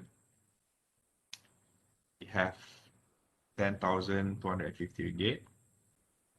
Okay. For August, 31 minus 30, we have a balance of 1,000 ringgit. And for September, we have a deficit. Okay, sebab our balance is becoming smaller and it's not enough to cover the minimum balance anymore. So we have a shortage of 3,500 ringgit. So by doing this, okay, this is something for the future actually. This is not based on past information. This is something for the future. So if you are looking at this statement now, you as a manager of the company, you can see, okay, our transactions ataupun our costs cannot cover the income. Okay, ataupun terbalik. The income cannot cover the cost. And it keep on reducing our balance. Okay, our ending balance becoming smaller. And at some point, we don't have enough money to cover the minimum balance. Like, for example, in September, we're going to have a deficit of 2005. So here you can make some plans. How to make sure you don't have this deficit. Okay, either you can cut the cost, maybe you can cut the cost, or maybe you try to boost the performance of your company by doing extra marketing, for example, in order to boost your sales, maybe. So this is where you need to do earlier planning. Okay, most of the time we're going to end our statement like this. This would be your ending selalunya. You're going to look at the surplus or deficit. Okay, just remember the plus and minus sign kat sini. Net cash flow we add with beginning cash balance, then we get the ending cash balance, and then we minus with the minimum balance to get either surplus or deficit. Okay, so 4G, basically we cover everything except, okay, and this is usually optional. Okay, and in fact for this question we don't use this information, but the question provide us with this statement. Any short-term financing needed, if any, should be paid in the month following the month of financing with an annual interest rate of 10% per annum. Okay, what does it mean? So meaning if the company needs to do financing, remember when we do cash budget, we have two possibilities. If surplus like this, we can plan for investment. If deficit like this, we can plan for borrowings. So meaning one of the solution to make sure this is not deficit is to borrow money in September. Okay, so how much to borrow? We need to borrow 3,500 ringgit. This would be our principal. We need to borrow 3,500. So what would be the rates? So the rate of interest when we borrow money to cover our deficit would be 10%. Okay, would be 10%. And the question specify any short-term financing required. Okay, you have to pay everything the next month. So meaning you borrow for 1 month. Okay, you borrow for the 1 month period only. So what does it mean? We need to calculate how much we need to pay off this 3,500 the following month. Okay, but again, this question, kebetulan the deficit is in September. Okay, September. Therefore, if you need to borrow and you have to pay off next month, you're going to record it in October, which is not part of our scope. Okay, so technically you don't have to calculate actually. Okay, but what if kalau dia berlaku in the middle, let's say here in August, you're going to pay off it in September, which is part of our scope. So if that's the case, you have to calculate this interest together with the principal to be paid off the following month. So how to calculate? Okay, I'll show you how to calculate. By the way, the formula still revolve around the interest because we're going to borrow money and we have to pay the principal with the interest the following month. Meaning, let's say lah, you borrow this 3,500 ringgit, I letak kat sini, the interest would be 3,500 ringgit, the principal, and the rate of interest is 10%, 0.1, 10%. How long? Sebab kita nak bayar pay off the following month, which is we borrow for only 1 month. So therefore, it will be 1/12. Just for 1 month. So, how much is this one? 3,500 times 10% times 1/12. So it's about 29 ringgit and 17 cents. Okay. And this is just the interest. In order to pay off the debt, you have to pay together with the principal. So the symbol sebenarnya, I'm going to use the symbol S. S is the sum. Okay, sum of all be 3,500 plus 17 cents. Okay, so the total payment would be 3,529.17 cents. So this value, you kena bayar everything the following month. Okay, and when ataupun where to record this? Okay, by the way, kalau you tengok dalam notes here,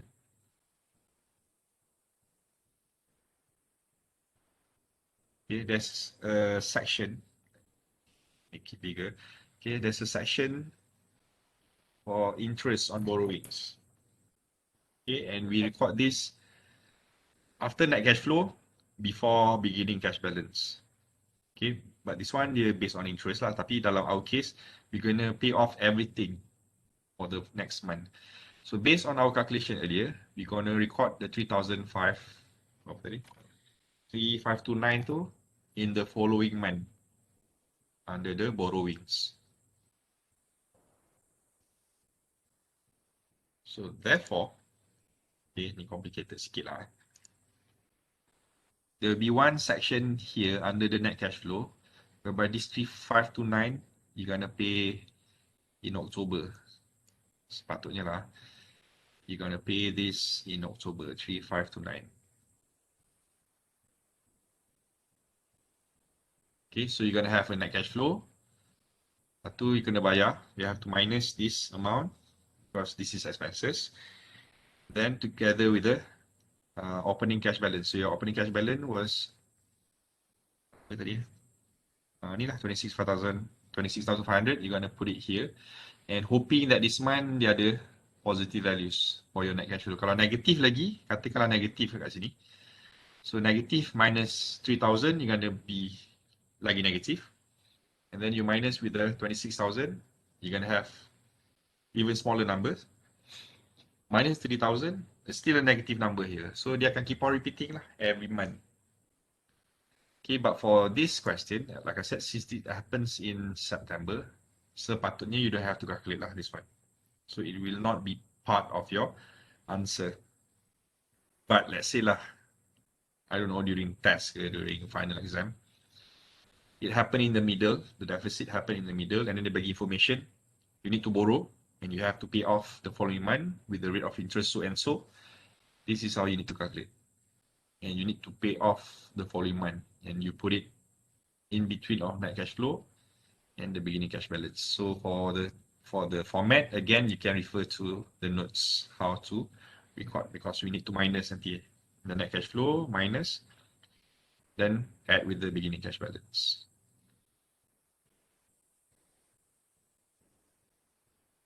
Okay, question. So this is the complete set. The complete set of cash budget. Whole thing here, from top to bottom. Alright, excluding this part. So this part, actually we don't have to calculate, but I show you how to calculate if necessary later in the future.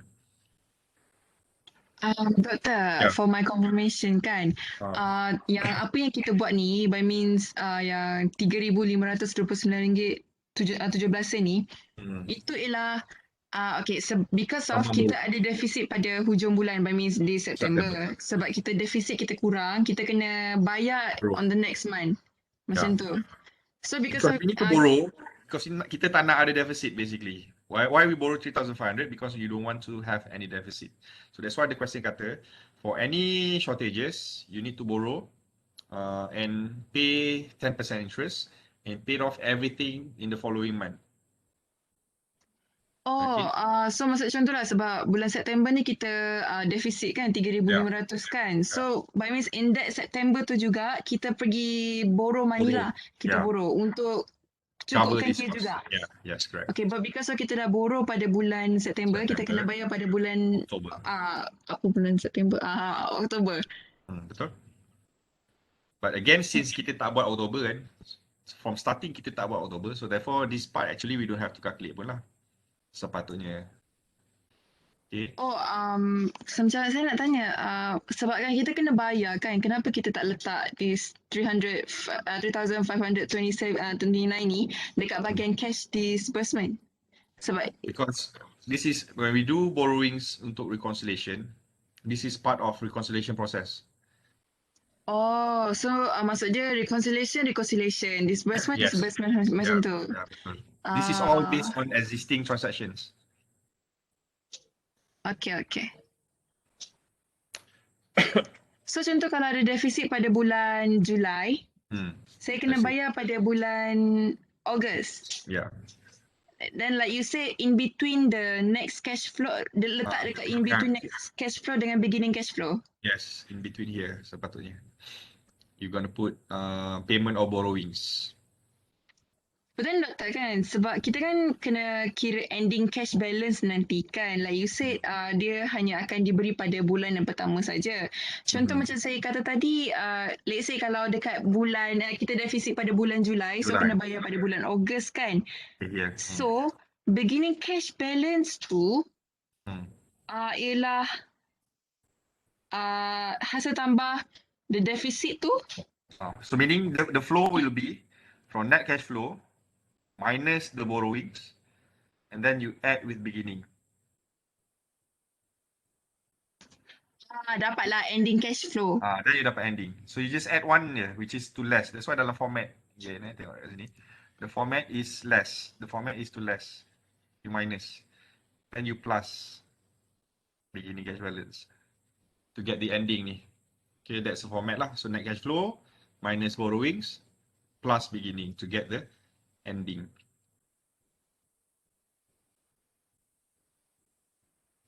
Okay. Tapi kalau tak ada macam in this case sebenarnya we don't have to calculate the borrowing, so kita exclude je lah this part. We just add the beginning saja.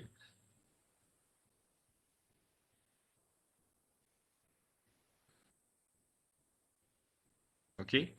Another thing, even though sometimes we're gonna have a deficit, katakanlah, even every month we have deficit.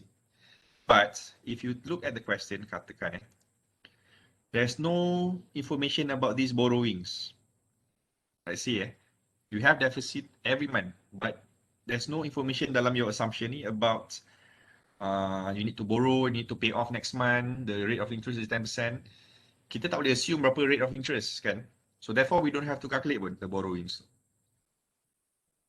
So we just leave it as deficit every month. That's it. Okay, so we just need to calculate the borrowings if first deficit, number two, there's information about it, like this one. So kalau tak ada information, like I said, just leave it deficit. Meaning every month, kalau every month deficit, just show its deficit every month je lah. You don't have to show me the borrowings punya calculations because there's no information about the rates. Is it payable next month in total ataupun just pay the interest saja ke? So we cannot assume if there's no assumptions given. So these calculations yang about borrowings tu, it depends on two things. First, deficit. Second, there's information about it. If tak ada, then again, they ignore je lah. It's going to end like this juga. Okay.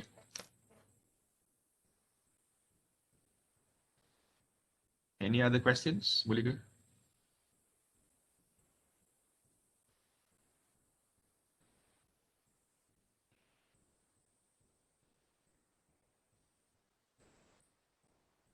Okay, if tak ada soalan, let's take a quick break. Sebab kita ada 4:07 ya. So let's say kita ambil 3 minutes break boleh lah, 3 minutes break. Okay, before we move on to the final part, I have to finish juga lah yang final part ni sebab takut tak sempat ya. So let's take a quick break before we move on to the final part of our topic number 3, which is about the Proforma Statements. Okay, but this one I think very quick kita boleh discuss. And it's not that difficult juga. Okay, so let's take 5. Take 5, boleh lah take 5. And we're gonna see you in a short while. Okay.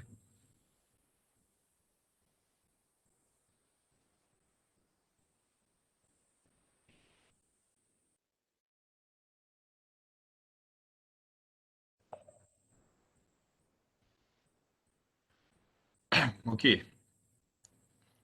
The final parts of financial planning, which is Proforma Statements. So what does it mean by pro forma? Pro forma is actually, again, an estimated statement. So we're going to see, we're going to prepare actually two statements. First is pro forma of balance sheet. Second is actually pro forma of income statement. Okay, but what I'm going to do, I'm going to focus only on the pro forma of the balance sheets. Okay, because when we set pro forma statements, this income statement, we just need to have a few information only related to the statement, some information to be transferred into the balance sheet, the pro forma of a balance sheet. Okay.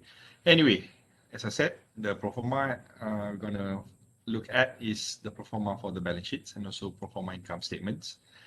And the method that we're going to use is known as the percent of sales method. Okay, percent of sales method. So meaning we are going to use a certain percentage of the sales value to be assumed ataupun we have to make some assumptions in order to estimate what will be the balance sheet's value in the future. Okay, so this will involve estimating the level of expenses, asset, liability, and so on. If you remember in the balance sheets, we're going to have assets, liabilities, and equity. Okay, and in order to estimate how much investment that we need to make, we have to forecast the values based on the percentage of sales. So what does it mean by percentage of sales? For every businesses, they're going to assume that their sales will increase in the future. Okay, the projection will be based on that increment of sales for all the items in the balance sheets. Okay, and this investment in assets, either current or fixed, is very important in order to support the projection sales. So meaning, assumption here, if we want to increase our sales next year, we need to invest in our assets to support that increment. Okay, to support that increment. So that's the assumption that we need to use. And by having that, automatically we can estimate what will be our pro forma balance sheet next year. Right? And by having that again at the end of our pro forma balance sheet, we can identify how much actually the company needs to invest, number one. And number two, if the company doesn't have enough means or enough funds to cover the investment, where can they find that investment from? Ataupun where they can find the funds from to cover the investment. So that's why at the end of these pro forma statements, they are going to find the source of financing. Okay, the source of financing. So the source of financing can come from two sources.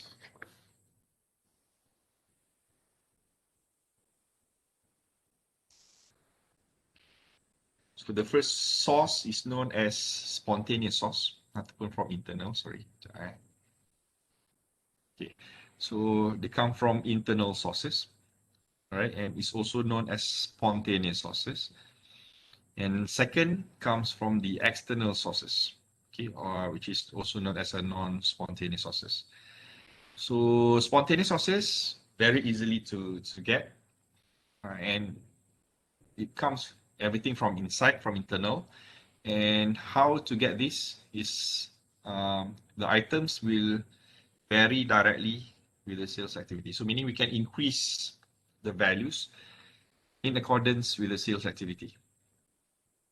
Okay, but for the non-spontaneous sources, these values will remain constant, okay, regardless of the sales activity. Okay, because this is from outside and from external. So therefore, if you want to get this financing, this source of financing, we need to basically apply. For example, if you want to get additional financing. Okay, I will explain afterwards what does it mean by non-spontaneous.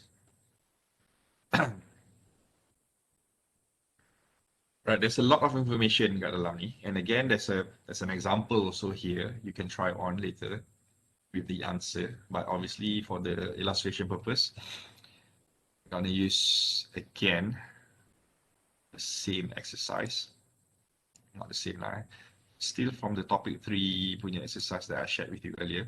So we've done the cash flows, we've done the cash budget, and now we are going to discuss on the pro forma. Okay, maybe I should share with you the screen first. Okay, so this is the question, just a small one at the bottom here. Okay, so for a pro forma statements question, they are going to give you the original balance sheet, or if you remember, the alternative name for balance sheet is statement of financial positions. Okay, and they are going to give you the original statement. Okay, 2017 considered the current one. So they give you the whole thing here, whole thing of the balance sheet ataupun the statement of financial positions. And besides that, they gave you again assumptions. Okay, the below here is assumptions. So they said in 2017 the sales are 500,000, which is full capacity. Okay, I will explain each and every items before, after. The company also paid 2.5% dividend, recorded net profit margin of 5%. And the question is how much additional financing needed if the sales expanded by 20% in 2018. So they asked us to construct a pro forma statement of financial position only, okay, which is this statement of financial position, but based on 2018. Okay, we have 2017. We have to create for the next year's financial position, which is for 2018. So how to create the pro forma of statement financial positions? Right. So this is how the steps. Okay, again, you can refer to the notes later for the question. So first things first, we have to know how much will be the percent of sales to increase. Okay, so there are two ways how the question can give you that information. Number one, like this, it specifically identify or give you the percent of sales to increase. Okay, for example, here they said the sales to be expanded by 20% in 2018. So that is our first information that we need to know. How much percentage? How many percent? So in this case, 20%, very direct. Alternatively, in order to find this percentage, the question might give you information related to sales value. Okay, for this question, they just give you in 2017, the sales value is 500,000. Okay, just 1 year information. Okay, but if they don't provide you with this 20% increment, okay, they have to give you 2 years of sales value.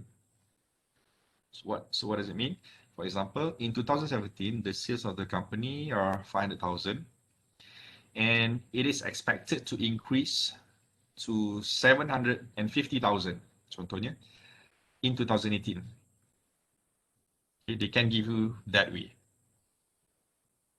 Okay, I recap, right? If they don't give you this direct 20%, they have to give you 2 years of sales value so that we can calculate how much increment the sales would be, because the method of our forecasting now is based on the percentage of increment of sales. Okay, so therefore, they have to give you 2 years of sales values. So if that's the case, we need to find our own percentage. So they will not give you this 20%. So, but instead they give you 2 years of information. So if that's the case, we need to find the changes of percentage of sales increment by ourselves. Question is how?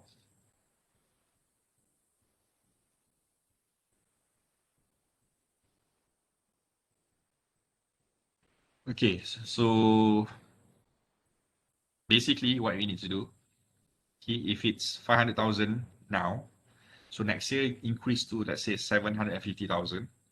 Okay, let's say 750,000. So what you need to do is basically take new sales value minus the original ataupun the old sales values, and we divide with the old values.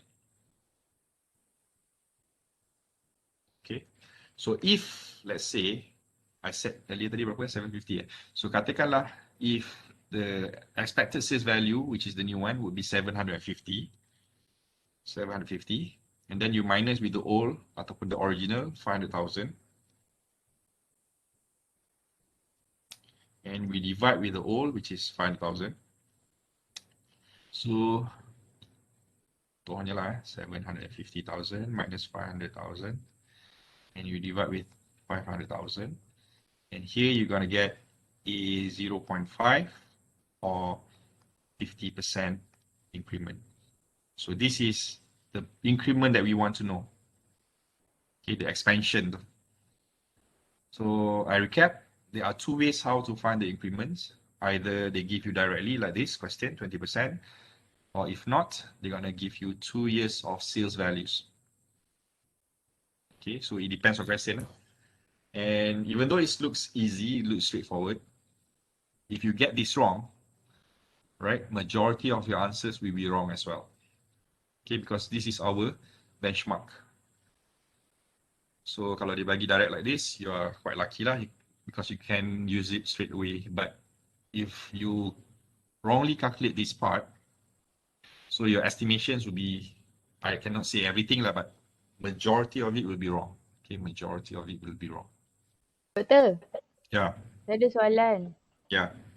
Kenapa kita kena bahagi dengan old value? Sebab this is the existing. This bila kita nak calculate how far dia move, we're going to compare with the old lah. This is the original. Okay, So faham. baru kita boleh tahu berapa perubahan from original to the new one kan. So that's why we divide with the old one. Okay, thank you. Okay. Okay, so remember there are two possible way how to find it. So if you are lucky, they give you straight away, or else you have to find yourself like this. So for this question, it's not this one lah. This is example je. Delete. Salah faham lah. So I'm going to delete this.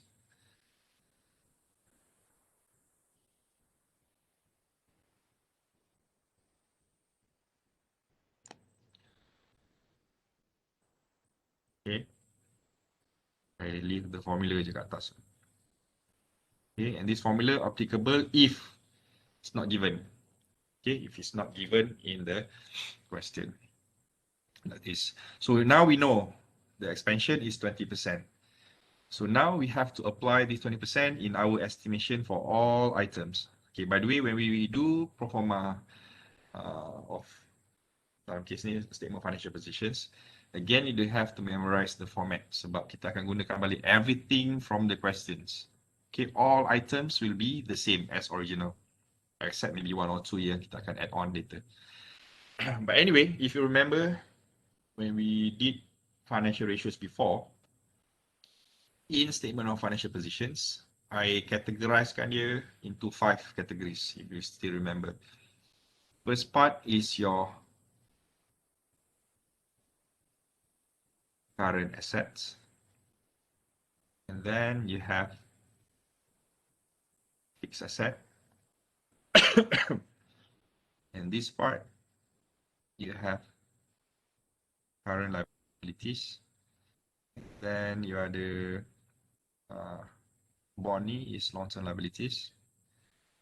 And the final 3, all are equities. Okay, so we have 5 categories. So we're going to use the same categories again when we want to construct the new Proforma based on this 20%. Okay, so for every part here, we might have a different rule. Okay, we might have a different rule in terms of how to calculate. Okay, So let me move this to use a new whiteboard here. Okay, I straight away terus buat jawapan ni. So this is how you do it. First, I recap. First step is to identify the percentage. It's either direct from the question or else you have to find yourself using this formula. And next, we can actually straight away prepare the statements. Okay, but obviously you need to identify ataupun you need to label the categories of your items under the balance sheet. So again, as any other statements, kita kena letak the title lah. So the title here is the name of the company on top. MJA Ltd, Ltd. Right, and we are constructing their Proforma.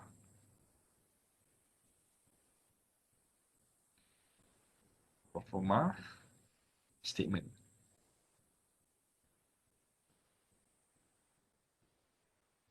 Of financial position assets. Okay, just follow back the question, but instead of 2017, we are constructing for 2018. So 31st December 2018. Sorry.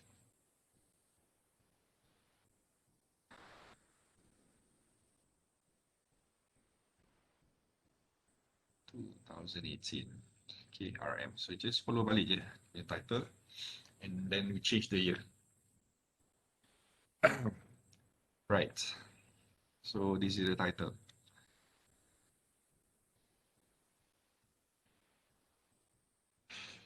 Okay.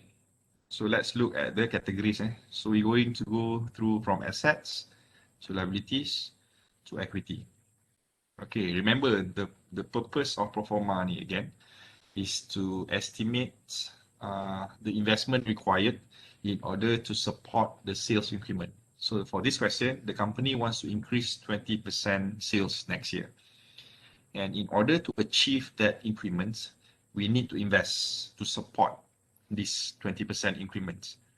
So when we say investment, meaning the asset side, which is our resources, kita kena expand. We have to increase this asset side in order to achieve the 20% increment. Okay, so first we're going to look at current assets. CA, current assets. So rule number 1 for current assets. The rule is we're going to increase every current assets, every single one items for current assets. Increase it by 20%. Okay, by the percentage ni lah. Okay, kalau 20%, 20%, if 50% earlier, contohnya, you use 50%. Okay, but in this case, it's 20% again. So we're going to increase every items by 20%. So what you need to do, copy back the items. First item, cash rent. So original cash is 53,000. So 53,000, you increase by 20%. So our new cash would be 63,600. Again, how I get these amounts? 53,000. You add on additional 20%, ataupun you increase 20%. Okay, simply put, if you want to calculate using your calculator, you just ambil 53,000 multiply with 1.2. Okay, 1.2. So 20% is 0.2 kan? So add 1 plus 1, you dapat 1.2, multiply directly with 53,000. Then you get 63,600. Okay, and then you do the rest for current assets. Okay, prepare expenses. Original 36, naik 1.2, you get 43,000. Okay, then account receivable.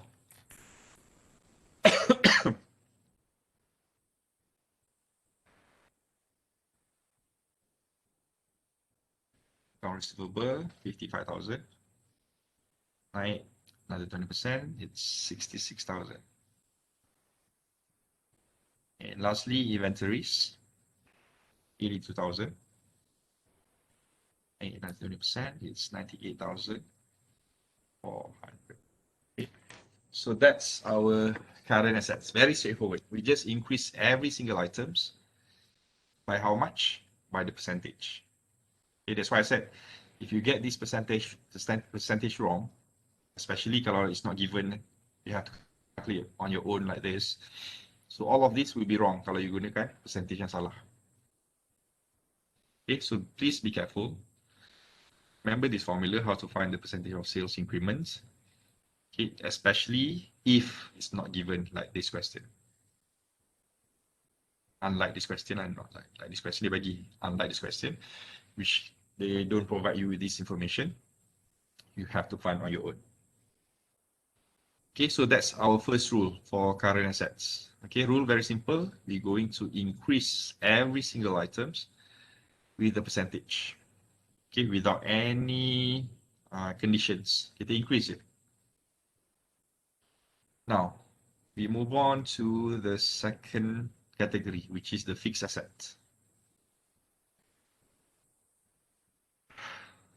Okay, so this is it's not tricky lah. For fixed assets, okay, for fixed assets, we have many categories of fixed assets. Okay, when we talk about production, there are certain assets yang akan contribute to what we call productions. Some might not contribute to productions. For example, like this question, the fixed assets, they have two: net plant and equipment, and also land. Okay, so out of these two, we know land will not contribute to our productions. It's just a value of our assets. Okay, but for the ones yang affect our performance atau affects our productions is actually net plant and equipment. Okay, so this is the rule untuk fixed asset. So it depends on two things. Number one, kalau dia segregate like this, or else they might use the word net fixed asset saja. Okay, if it's just net fixed asset, or they mention about net plant and equipment, what we need to do, okay, we are going to increase this net plant and equipment or net fixed assets, okay, by the same percentage, okay, but with condition. Okay, it all depends on one condition, and the condition is you have to find in the assumptions they use the word capacity.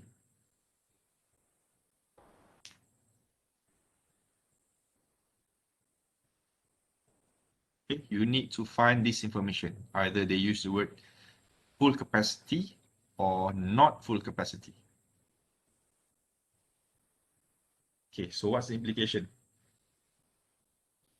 If it's based on full capacity like this, okay, meaning the current machines is already fully optimized.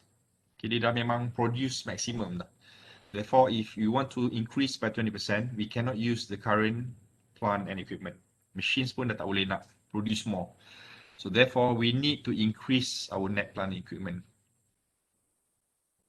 Okay, so in this case, for example, it is reached full capacity already. Therefore, we're going to increase our net plant and equipment by 20% as well. Okay, so meaning 80,000, you increase by 20%, which is 96,000. Okay, and again, I recap for fixed asset, especially for net plant and equipment, ataupun again, if the question doesn't specify, ataupun dia tak segregate between the details of the plant dengan land ni, katakan they just use net fixed asset. Sekejap, dalam soalan ni, guna that information. Contohnya macam soalan ni lah.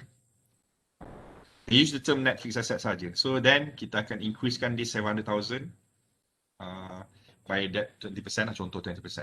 Okay, they don't segregate net plant dengan land tadi kan. So then we gonna use this total net fixed asset. The whole values ni kita akan increasekan by the same 20%. Okay, but if they split like this, we are going to increase just the part that relates with the production saja. Like I said lah, land is not production kan. So you're not going to increase land. So land will be the same. Land will be the same 40,000. We don't have to buy more lands in order to produce more. Okay, we just need to buy new machines here.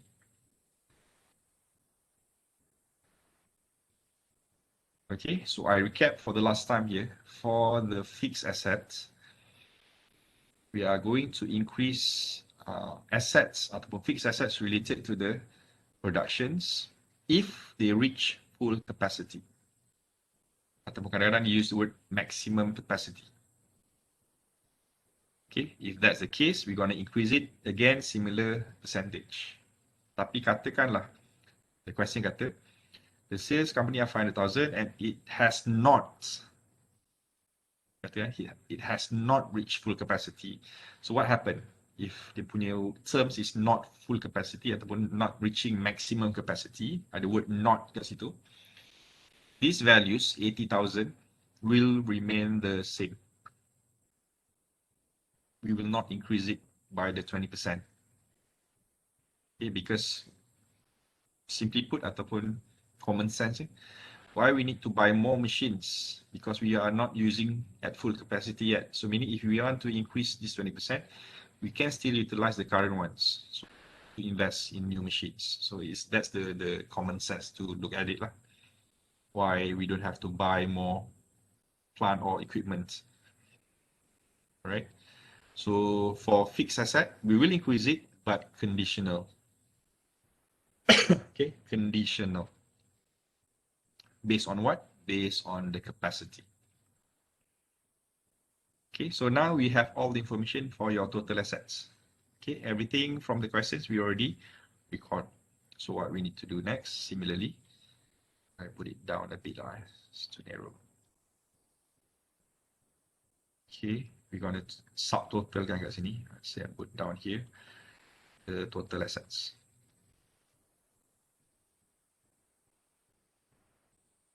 So 63 plus 43.2, 66 plus 98.4, plus 96 plus 40. 6 plus 40. So you have a 407,200. Okay, you can see the difference. Originally, it was 346,000. And this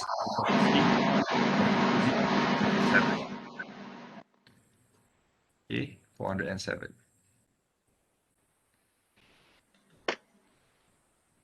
Okay, so what does it mean? So in order to achieve 20% increment next year, we have to increase, kena cari difference lah. We need to increase about 61,200 ringgit.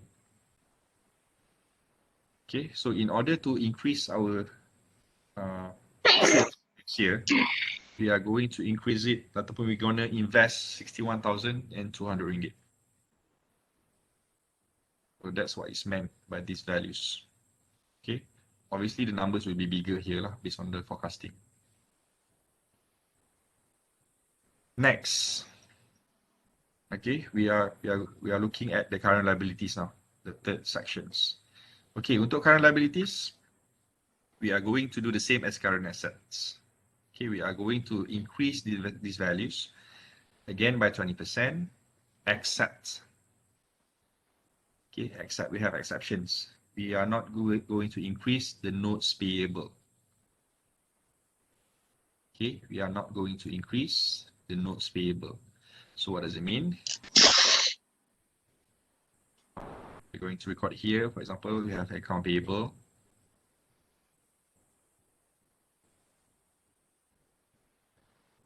$8,000 increased by 20%.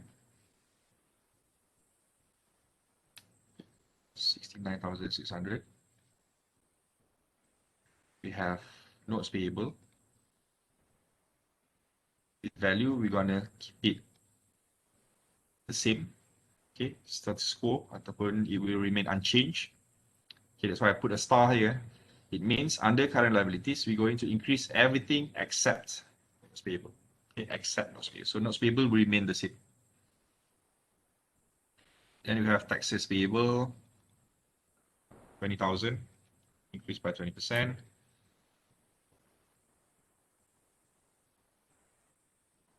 Yeah, and that's current liabilities.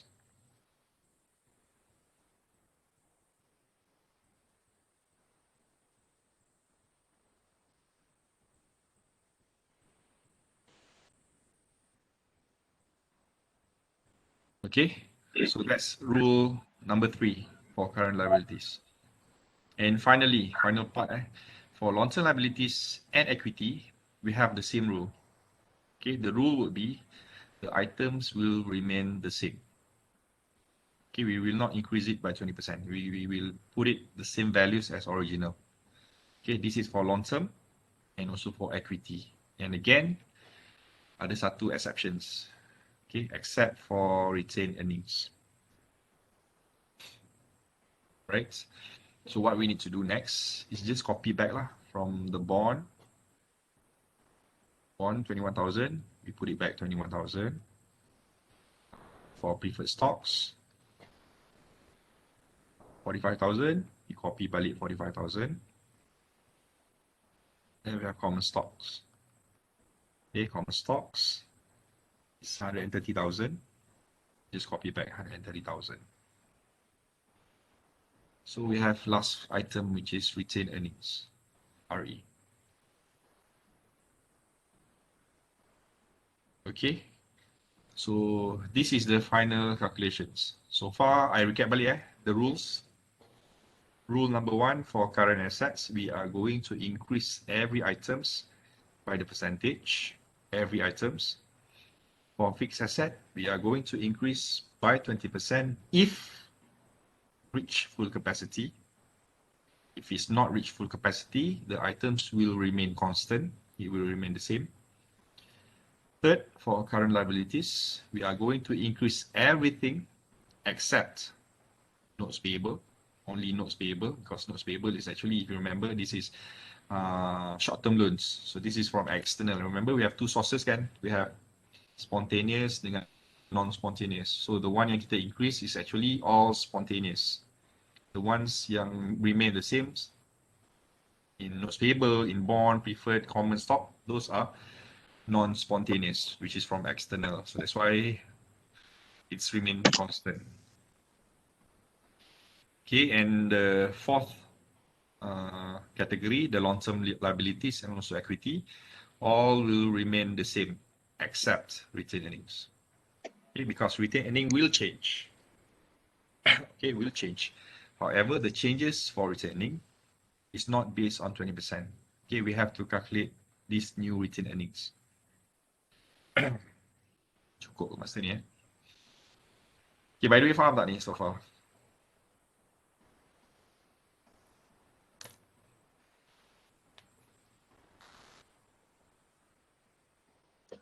Faham, Doktor? Faham Okay, so the final part. Okay, to determine whether you get full marks ataupun tak is actually the calculation of RE, the calculation of retained earnings. Okay, so to calculate retained earnings, okay, if you refer to the notes, dalam ni, so again, the notes explain in details how to do it.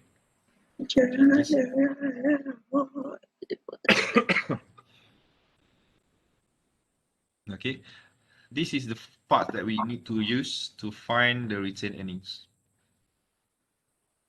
the new retained earning.